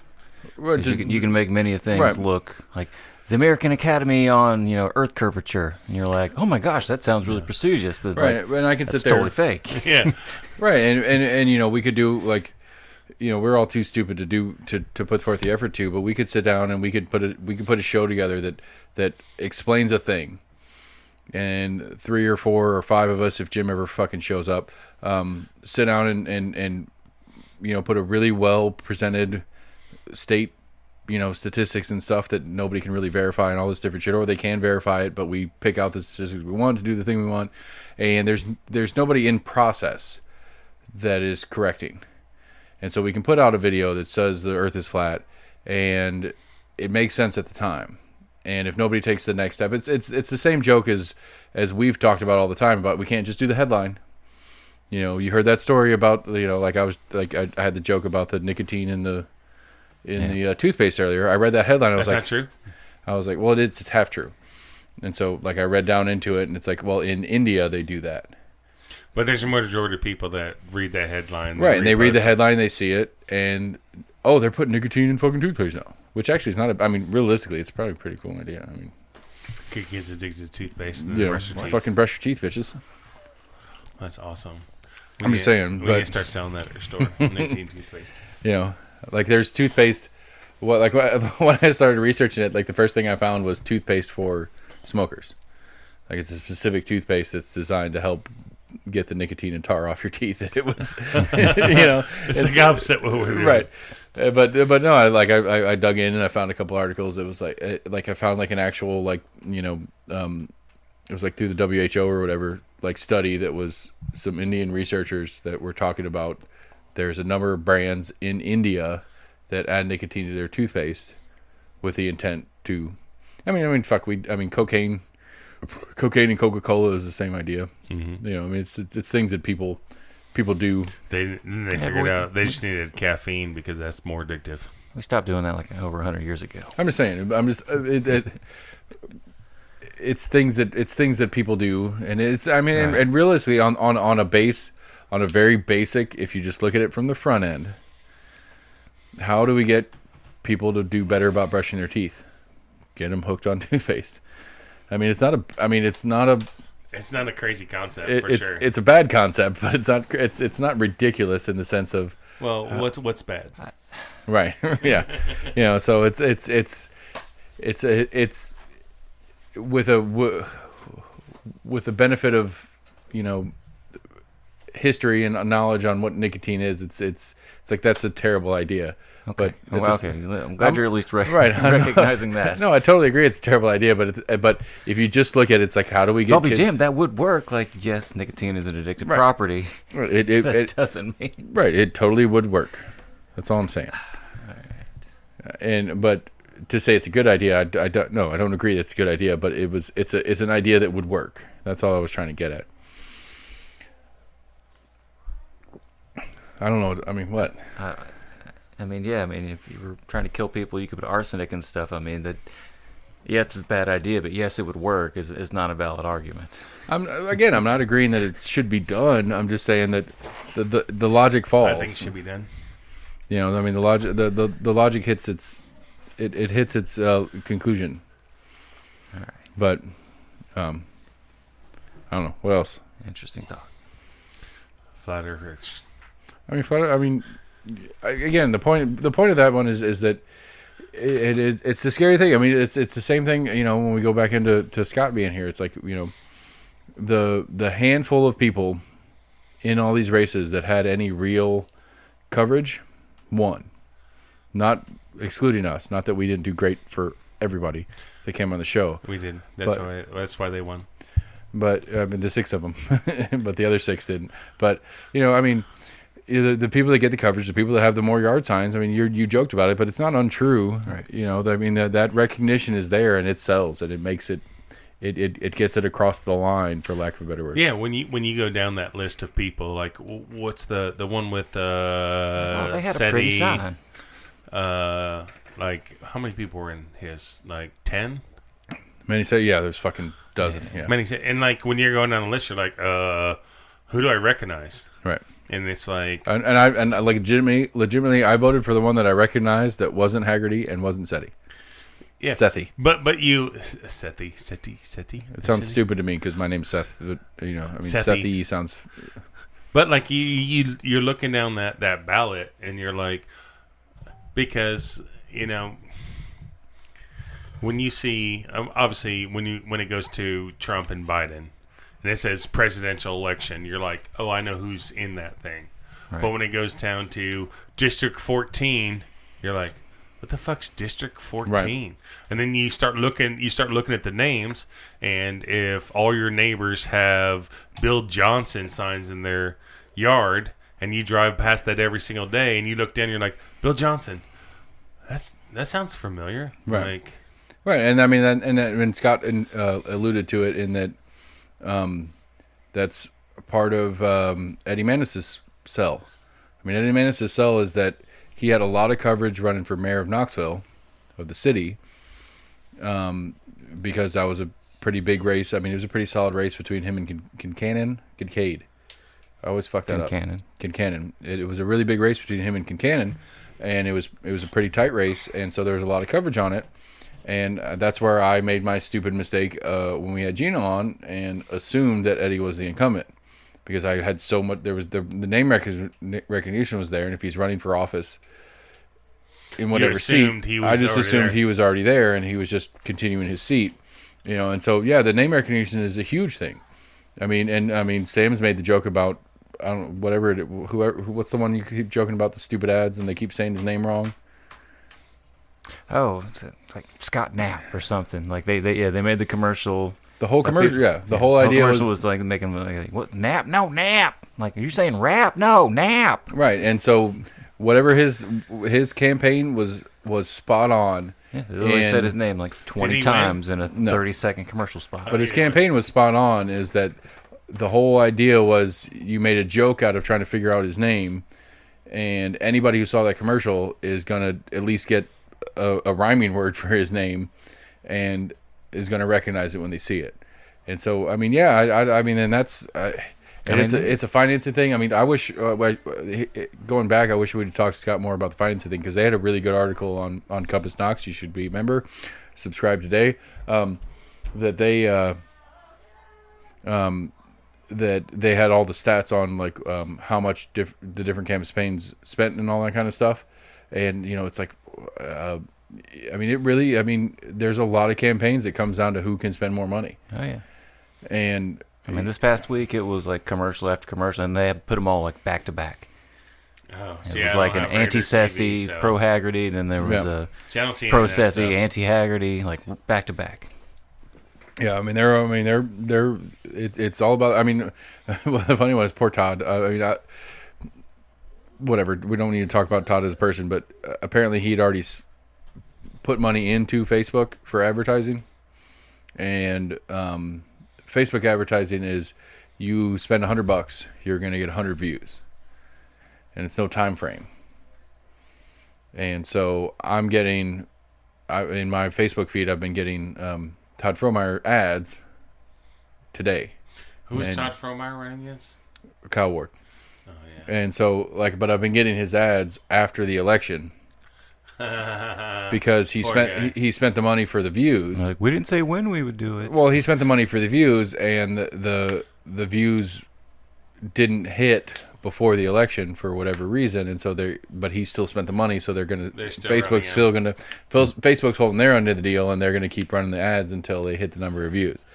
And honestly, that's like the military Democrat lawyer. He's the JAG guy, yeah. And so honestly, not to be disrespectful to him in any way, shape, or form. I know he listens, but I didn't expect him to hit as much as he did. I mean, it was about 100,000 total, and he got 30. He got about a third.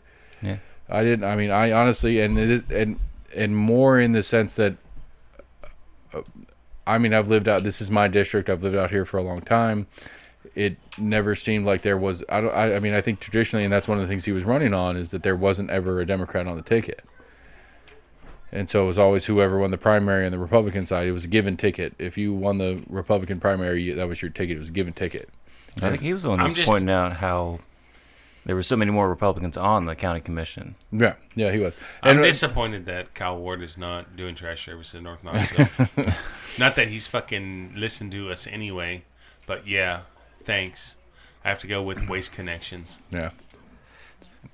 But I don't know. Like the question to me is,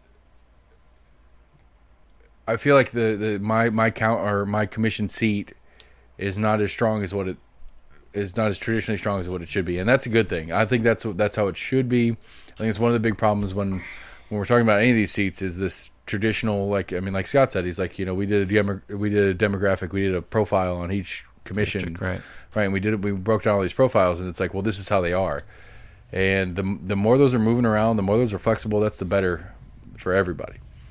Like, I think that's the way it should be. I think, I'm very interested. Like, I think, I feel like my gut reaction to shift tickets is Eddie Manis.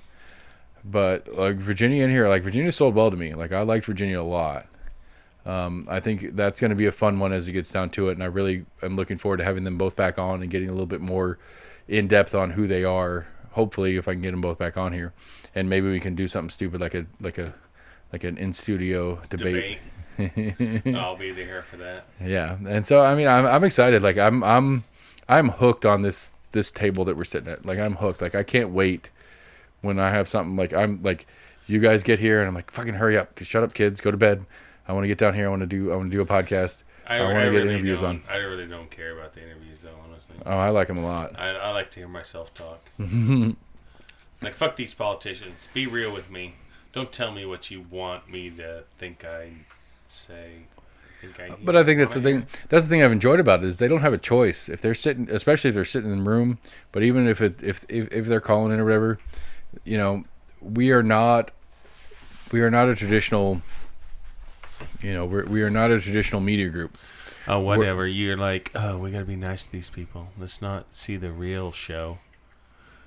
What are you talking about? You're like, oh, let's get these people off so they don't see the shit show that this is. I don't know. I mean, honestly, like, I didn't want to spend.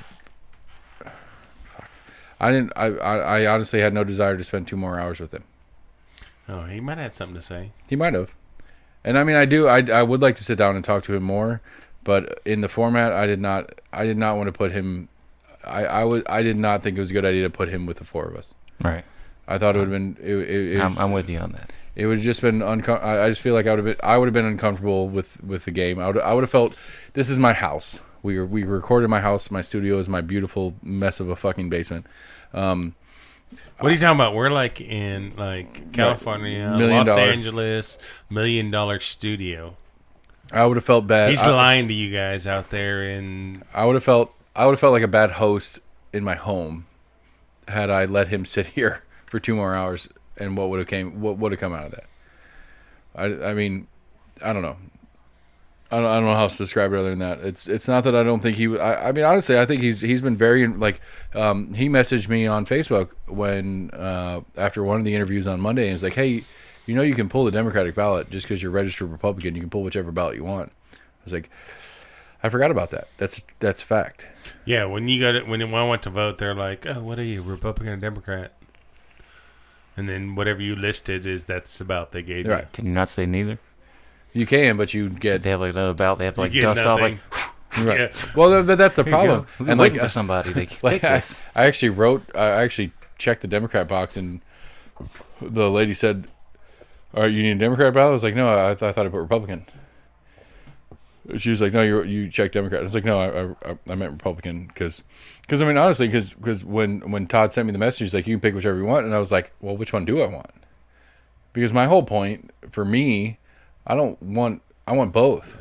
Right. See, I don't understand that. Like, what was different from the Democrat ballot versus the Republican ballot? Okay, so for me personally, so I had.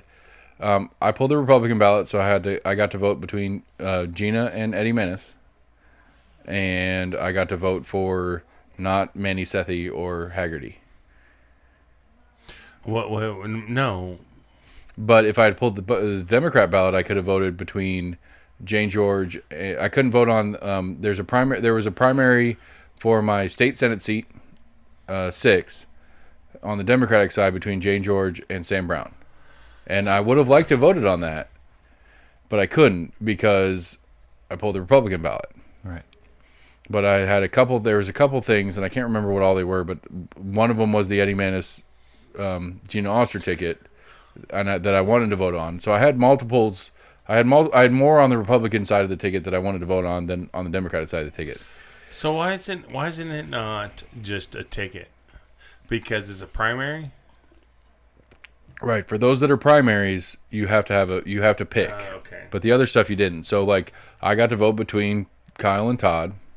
I got to vote on the kicking out or not kicking out the Western Division judge thing. Which we all did. Right. And I assuming the public defender was on both. Right, the public defender was on both. Okay. And then there was one other one that was on both that we didn't get to talk to any of them. It was a judge or no, it was what was the one? It's been a big deal right now because they're debating on whether it's going to continue to be a ballot item. Law director? Yeah, the law director one. I just voted for the independent because I didn't want to vote for a party version. I voted for the independent team. Right. Yeah. And that's way. And so I didn't actually check to see who won that one. But I mean, again, it's like I get the premise. I get the premise that I didn't realize we could pick. And that's what I was saying. I was giving Todd credit for.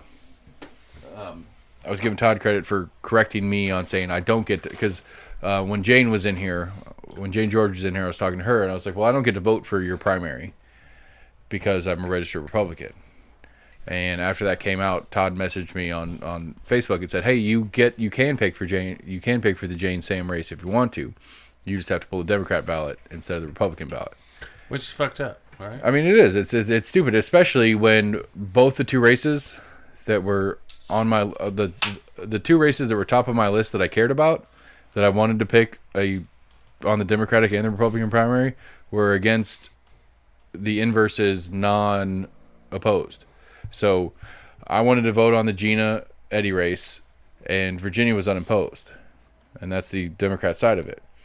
And so it's like, well, why can't if Party A doesn't have a contested primary, well, give me the Party B ballot for that part of the primary. So are they worried about like people like I'm a Republican and I want, let's say, who were you saying unopposed? Virginia Couch was unopposed. So like Virginia Couch was unopposed, and so now I get to vote for, like all the Republicans vote for the person that they know will not beat Gina.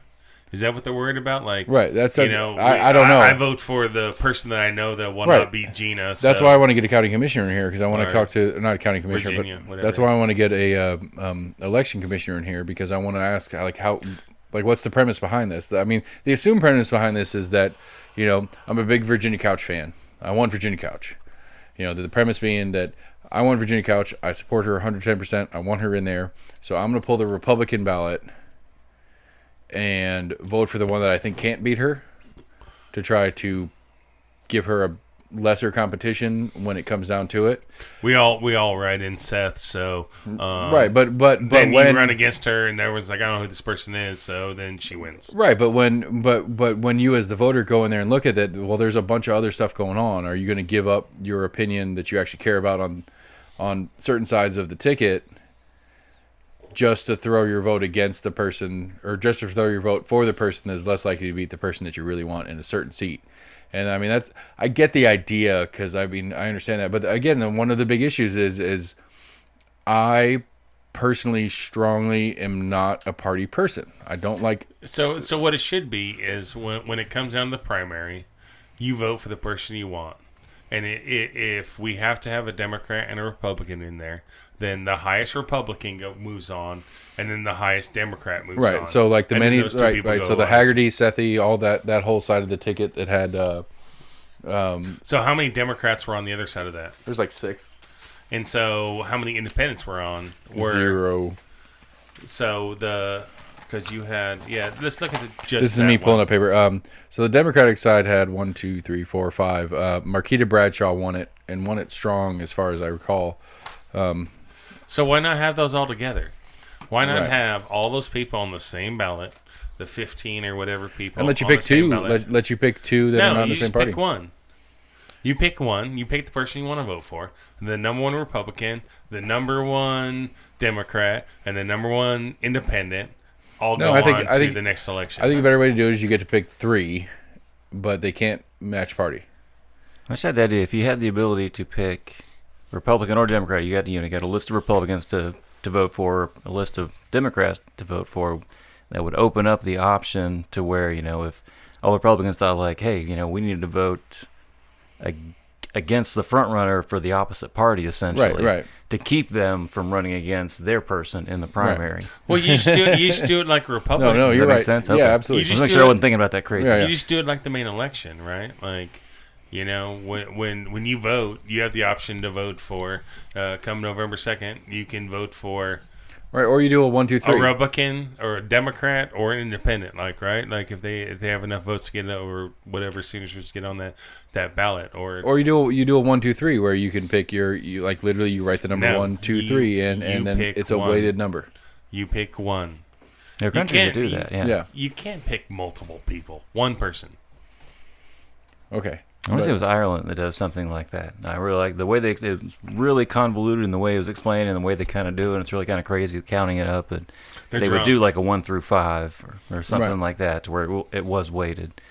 But it went through like 10, 15 different rounds of like counting up, the so many people that picked this person as their first choice and picked that person as their second Right. and third But choice. I mean, again, But it made more sense because you got it more weighted as the overall population of But how the- many people liked a certain candidate right. more than the The others. main issue of concern is that it's supposed to be who I think is the best for the job. And I want to narrow down a list because there's a lot of people that want the job, especially in this Senate race right now. Because I can't remember who joked about it in the interview, is that it's like there's so many people running for this Senate seat right now because it's a lifer seat. Get in there, then you can gerrymander, you can do all the other things that you do to keep that seat. This is a retirement. Haggerty and Marquita Bradshaw, they're running for their retirement right now. They beat their primaries For Alexander's spot, right? Right. Whoever wins this seat is a potential retirement job. They just keep that seat until they don't want to do it anymore, and they go home rich as fuck. And it's the end of the day. Well, if you for the president, let's say we did the president, Right. and you ranked the president. So you have Donald Trump, you have Joe Jorgensen, and you have Joe Biden, and you rank Put them in a better order.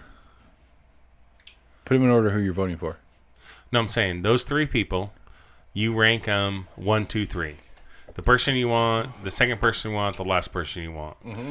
If you did that, Joe Jorgensen, and then you add up the total numbers, and then whoever has the lowest points would win.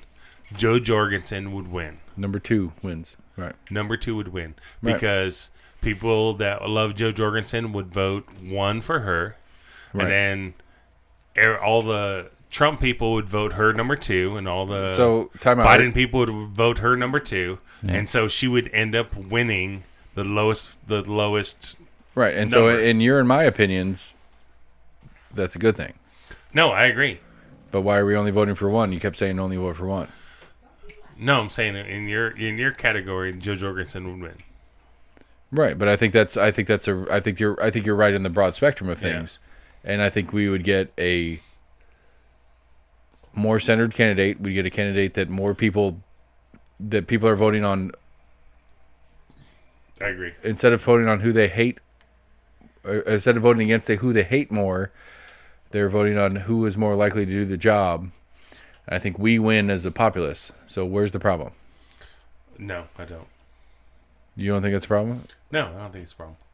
I'm confused because we were literally saying the same thing you just said in No, I'm saying the primaries. No, in a primary no, version. not in the primary though. Okay, I'm confused, but okay. I'm saying the election, yes, not in the primary, because how far you go down, 5, 6, 7, 8, Whatever. 9, I mean, still 10. do 1, 2, 3. Who cares? Do the math. It's going to come out that you're not. It's not going to be as strong. It's not going to be as clearly defined as what you're talking about. But you're still going to average out on a less. I thought you were saying rank them all down, No, 1 just- through 10 or No, whatever. no. I mean, if there's 30 on, if there's 30 on, if there's 30 total between the different parties on a particular seat, you get 1, 2, 3. Oh, okay. No, yeah. I agree with that. Yeah, 1, 2, 3, yes. Because at the end of the day, you're going to come out with a candidate that is less hated overall, and then you're going to have a handful of less hated candidates that are on the actual which is general sad, election. Which is sad to think that we're voting for the Well, less I mean, hated. you go back to what got Trump elected. He was less hateable than Hillary. I don't care how you slice it. He was less hateable. That was it. He didn't win because he had anything really positive. The only positive thing to me that he sold or that he was selling was the Drain the Swamp thing, and that he hasn't done. I didn't vote for him that time either, but I'm just saying, the only thing positive to me that he had was, we got this old system, we got these old people that have been here for fuck ever, we need to figure out how to get them out of here. Mm-hmm. We need to drain the swamp. And that Drain the Swamp rhetoric was the only thing, to me, that was a positive. Everything else he did was whatever. But he was less gross than Hillary. That's all. That's my point. Well, you brought up Hillary. It made me think of, have you watched the Epstein documentary? No, I don't want to not kill myself. So, the Epstein thing, it kind of cracked me up because they talked about Bill Clinton, and nobody is confirming that he Right. was actually there. They're like, I don't want to fucking die. Yeah, I mean this re-up of the whole pedophile crazy ring shit. I don't even know where to sit on it. I mean, you want to talk about flat earthers and you want to talk about whether the coronavirus is real or not. I cannot fathom the premise that it is that widespread. Like I can fathom. I mean, there's fucked up. I mean, there's fucking gross people out there. You Don't talking get me wrong. about the Epstein pedophile? Yeah. Like, what is it? Like, what is it about being retardedly rich? I said we didn't say the R word. I apologize. What is it about to be especially mentally challenged rich that makes you a pedophile? Like that's where I get caught. Like, it's like I can buy it. I can buy a lot of crazy shit, but how is it possible that like Bill Gates and Clintons and Epstein and there's just like all this massive amount of people that are that high profile specifically, Yeah. super rich, That are- super whatever, have that are all these- gross ass fucking pedophiles. 15, 16, 17-year-old girls having sex with, like, Like I can't wrap my head around the premise that there's my that. wife was watching that thing, so I jumped in late, and it's kind of the documentary of these girls, and like my whole thought process was like, where did these? I didn't see the beginning. I probably should watch the beginning. Maybe they follow the girls, but like, how did they get in this situation? Like, these girls, they weren't forced. They weren't. It wasn't like Epstein kidnapped these women. And That goes to the trolls thing. Have you heard the trolls thing right now? trolls. Like the trolls, Those troll dolls. right? But like the trolls movie, put out a new trolls doll as like merchandise for the new trolls movie. And it's supposed to be like a Tickle Me Elmo where you push her in the belly and she Oh makes yeah, noises. it's between the legs of But the it's doll, literally like whatever. you shove it up, like you shove your finger up her nether regions, and that's what gets her to make the Yeah, noise. I've seen that. And But then- like, and this is preparing. but like all these women that have came forward with all this kind of stuff and what happened to them, they weren't kidnapped. I'm not saying that a statutory rape is okay and all that kind of stuff, but like, these women put themselves in those predicaments. And again, I'm not saying it's okay, but it's like, where was their family? Where was their people? I wonder this whole. Yeah, you need And to I watch. probably need to watch the Right. first, like, oh shit. Yeah, you probably need to watch the Microphone beginning up. before you comment on it because I Or don't. comment. I mean, like the my understanding of it through other sources, not the documentary you're talking about, is that it is like it is a machine for, pulling girls out of, like, I mean, finding girls that are in shitty situations, abusive dads, like shit that's already there, Yeah. and Exactly. this is your escape, Parents that push their kids into getting into like modeling and right? Yeah, it's just crazy. Like, it kind of baffles the mind. And I'm not saying that these women didn't choose to be in these situations. I'm not saying like, oh, these fucking girls were walking around with short shorts, so they should be raped or whatever.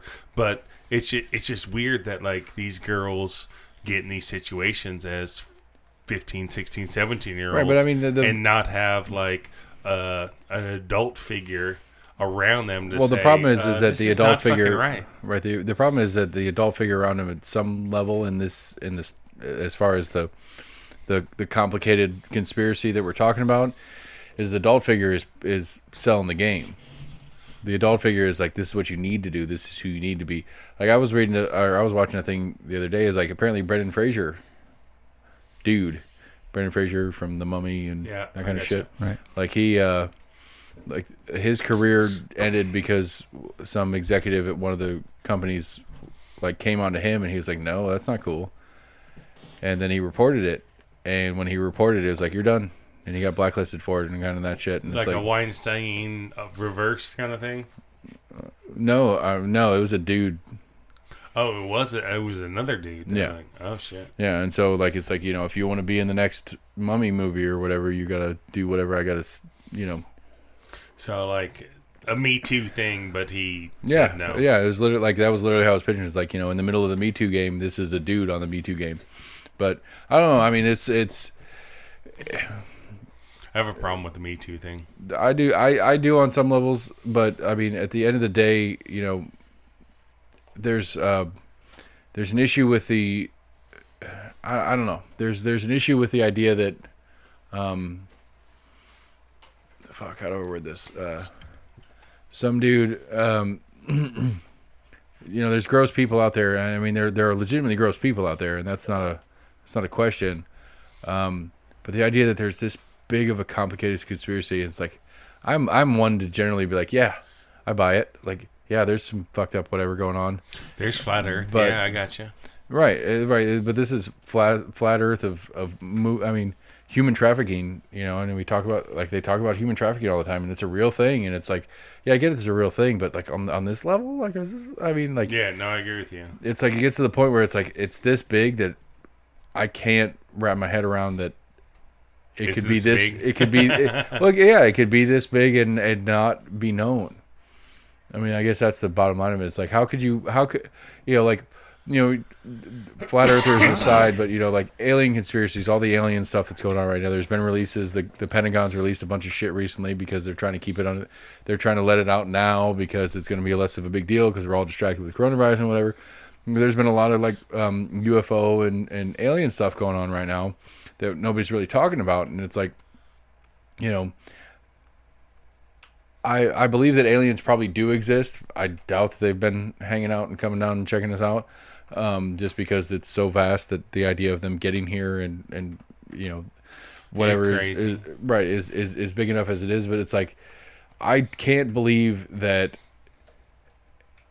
that a government, our government specifically, has had access to, has researched on and done all this different work on trying to figure out what these aliens are and are doing and all this stuff, and it hasn't really leaked. Like, how do you keep that many people to keep their mouth shut? That's the same thing I'm getting at on this giant pedophile thing. Like, I can't believe that you could get this big of a conspiracy going without it being leaked for years and years and years. Well, we'll see when Maxine Waters? Yeah. No. Yeah. Has to testify. We'll see what happens with her. No, not Maxine Waters. Maxine. Maxwell. What the fuck is it? It's something Maxwell. I can't say it. It starts with a G. I think her first name starts with a G. It's like Giselle something or Giseline. Is it Maxwell? Jezeline Maxwell. It's Max something. Something like that. There's a Max in Maxine Waters is the representative for District of Columbia. Right. there. Really? Look at you go, Sam. But yeah, I mean, it's and then it was funny. It's like, I can't remember who it was. Someone in my Facebook feed was pitching a fit about Trump saying that he wished her well. Yeah. And I was like, well, I wish her well because I wanted her to stay alive as long as possible. But I don't think that's what Trump meant when he said it. But that's what I mean when I say it. I wanted her to stay alive as long as possible. I want as many of her stories to go as far as they can go, and if there's some shit going on, I want to hear about it. Yeah, that's the same thing. It's like, I want to open Area 51. I want to find about all this shit. Like, yeah, but that's gonna be those fucking cool guns that you got when you were in the Marines that don't exist anymore that are normal now, but were like cutting edge back when you were there. no, I'm saying Area 51, like, No, I get it. I'm just saying it's. come out and I think tell it's. the truth. I think Area 51 is realistically it's the cutting edge of what our military tech is doing right now, and if we know it, that means everybody knows it. There's a good documentary on alien shit. Alien shit. Yeah. Is it brown? Is it still brown? What? Is alien shit still brown? Oh, yeah, exactly. Depends on what they eat. It's just like everybody else. Yeah. It all depends on your diet. I'm just asking. Depends on how much asparagus they have. Which one? Which documentary are you talking about? Oh, there's a guy. We'd have to talk to Anthony. He was telling me about this documentary. But there's a guy that worked for the government for many years. And he came out and was talking about all this shit. But Blazer? No, As it's, I like to call him. Oh fuck! I know the name. He Bob was on, Lazar. Yeah, yeah, that's it. That's yeah, it. he was on Rogan. Yeah. He. That's no. It wasn't. I have to call him I Bob was talking to Johnny about it. Johnny was telling me about this whole thing. We were fishing yesterday. Yeah, Bob Lazar or whatever. I want to be unemployed. I've heard I people really say wish I was it. unemployed right now. I kind of tend to lean to believe that with all what's come out with Area 51 over the past at least 50 years, that the government's wised up to that and have actually moved their things to other locations. Yeah, probably. That Area 51's it's not what we think of Area 51 anymore. It's probably just empty secret hangars. shit's already gotten moved on. It's Area 52. There Especially are literally 500 guys. They're like, what are we doing today? Just move around. Just walk around. Just walk around, and if case anybody the- comes near, you go, fuck off. Get the fuck out of here. In case they storm us, they'll find an empty hangar. Am I on decoy duty again? Yeah. It's crazy shit. But yeah, we were talking about that the other day. The Azar guy. Is it Bob? Bob Lazar. Bob Lazar, yeah. Yeah. And talking about Rogan. I mean, there's a lot of stuff. Rogan loves that shit. He eats that shit up. He does. But there's a lot of stuff about it that kind of sells. Is And talked intrigued about- everybody's interest in it. They're well, like, I mean, he "Ooh." talked about stuff that we didn't know existed yet. Right. He mentioned when he got out some element that is a functional element that is real, but we didn't know it. Like the chemists and all the scientists didn't know what it was yet, and stuff like that. And he talked about Element 152 or 160, 150 something. But and I don't know. I mean, it's fun to talk about, but I mean, at least like listening to Rogan on it, he talks about it. It comes up in a number of interviews outside of that one where people are like, "How was that interview? Like, was it cool talking about ours?" Like, yeah, I mean, like Rogan's like, I'm pretty sure I'm pretty good at the bullshit. Like, I can sitting across the table from somebody, I can pretty much call the bullshit when I see it, and I had a hard time. I don't feel like it was bullshit sitting across from me. He's being consistent on the different things he's talking about. Like he said the same thing over and over again. It's not like he's changing his story over the years, and so it's like it's hard to call bullshit on him. But I don't know. But Rogan's also into it, right? Rogan's also into it as a thing, right? Did you listen to the fucking? If you want to listen to a fun Rogan episode, listen to him with God, what's the fucking pop star with the tattoos on his face? Post Malone. Yeah, Post Malone, he did a 4-hour epic with Post Malone on mushrooms and. That's what I was about to say. That's what somebody told me. They both took psilocybin. Yeah, it was mushrooms and Bud Light and weed for 4 hours, and they went way deep into like aliens and all this kind of shit. It was fun to listen to. I don't know. I'm not as into Rogan as I used to. I still like listening to him. I still enjoy him, but I don't. He's not first. Like when he puts a new one out, I'm not. It's not first on my list when I'm doing podcasts. You know what's funny is like because we are. I listen to ourselves first because I'm weird. I got up at like 5:30 in the morning to go fishing with Johnny yesterday, and I went to give my wife a kiss, and I saw that her phone was open, and because she stayed up super fucking late, like she went to bed at 4, I got up at 5:30, and she had Joe Rogan. She was listening to some podcast from Joe Rogan as she went to sleep. And then I get in Johnny's car, and he's got Joe Rogan playing. And I was like, look, I mean, end of the day, like this is fucking weird. Like, I just left my wife, and Deja now, yeah. Like, I mean, like, I fell out of how hard I was into Rogan. Like, I was really like every day it was Rogan. But it's a fun podcast, and that's kind of what I try. What I've attempted to do here, especially in the interview side, is like I don't want to sit here and play the, we're gonna do. I've got this list of questions, and you're gonna answer my questions, kind of thing. It's like I just want to talk to you.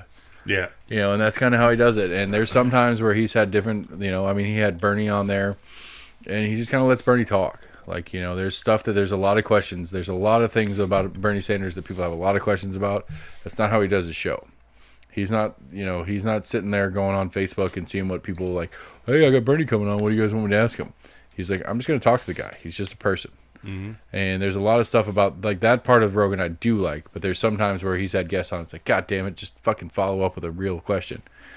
Push him a little bit.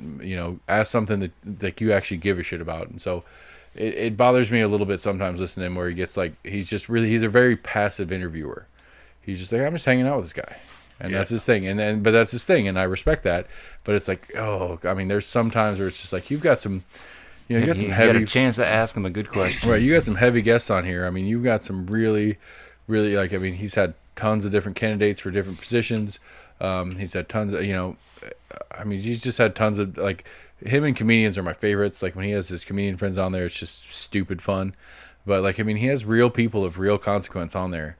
And there's just sometimes where it gets really frustrating. It's like you got a real person on here where you got a chance to ask a real question about something really important, and it doesn't come up in conversation, so you don't ask it. It's like, come on, just have a couple of notes, not a ton, but a couple. It's like if this doesn't come up, just like push it, because like he had a big thing with Jack Dorsey, with Twitter. And there was a bunch of conversation about this like cancel culture, and like at least the perception is that like all the major social media networks are very liberal, and so they have they're very willing to let a liberal voice kind of get a little crazy, but when a conservative voice gets a little crazy, they'll shut it down. Like, they've been they've been fact checking Trump through Facebook and all this kind of different shit that's going on. It's like, well, it's kind of a weird thing. And so the only time he really pushed it is he had Jack Dorsey and another guy on and kind of let them fight. But he never does the fighting. He'll facilitate a fight every once in a while, but he never does the fight himself. And it's a little frustrating to listen to him. But, I mean, I think it's a good show, and it's good fun. And like, I don't know, I enjoy it. And I mean, the crazy thing is like, and that's, I mean, honestly, for me, that's the only reason I bothered really kind of pushing this for us as an idea is like the whole premise of a show is that it's like, it's just people talking.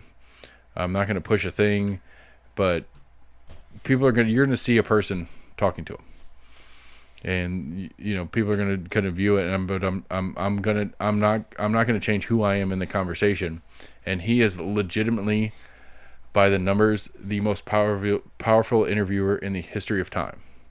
Nobody ever on any interview, you don't want to go back in time to like, I don't know, like Cronkite interviewing presidents and all this different stuff. Nobody has more data behind every single show that he does than he does in any format of media.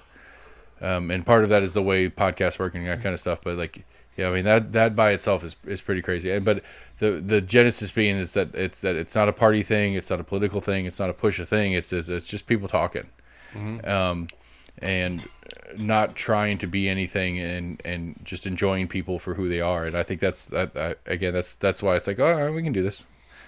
We're never gonna be a Rogan show, but maybe. I don't know. We might get lucky. Joe, you're going down, buddy. We'll have you as a guest on our show. I would piss my pants. I would literally piss my pants. Come on, Joe. You think you got it? All right. Unless you're gonna drop something like serious, we're gonna close this thing down because I'm about to pee. No. Anybody got anything? Joe's coming on our show. All right. Joe's coming on the show. You heard it here first. Do it. Oh shit! I forgot how to do a regular episode. We haven't done a regular episode in like 3 or 4 weeks. It's 22. We got 22 episodes in the books. Don't have anything special lined up. I'm going to work. I've been talking to all the candidates that we've already talked to about following up with them, winners and losers, just trying to see how the process was for them and that kind of thing. We're going to come back next week. We're going to do a regular show. I think AC might be in the room. I don't know anymore. I gave up on trying to give a shit about his schedule, but hopefully we can have another episode coming up, and we'll see you guys in a couple days. Thanks, everybody.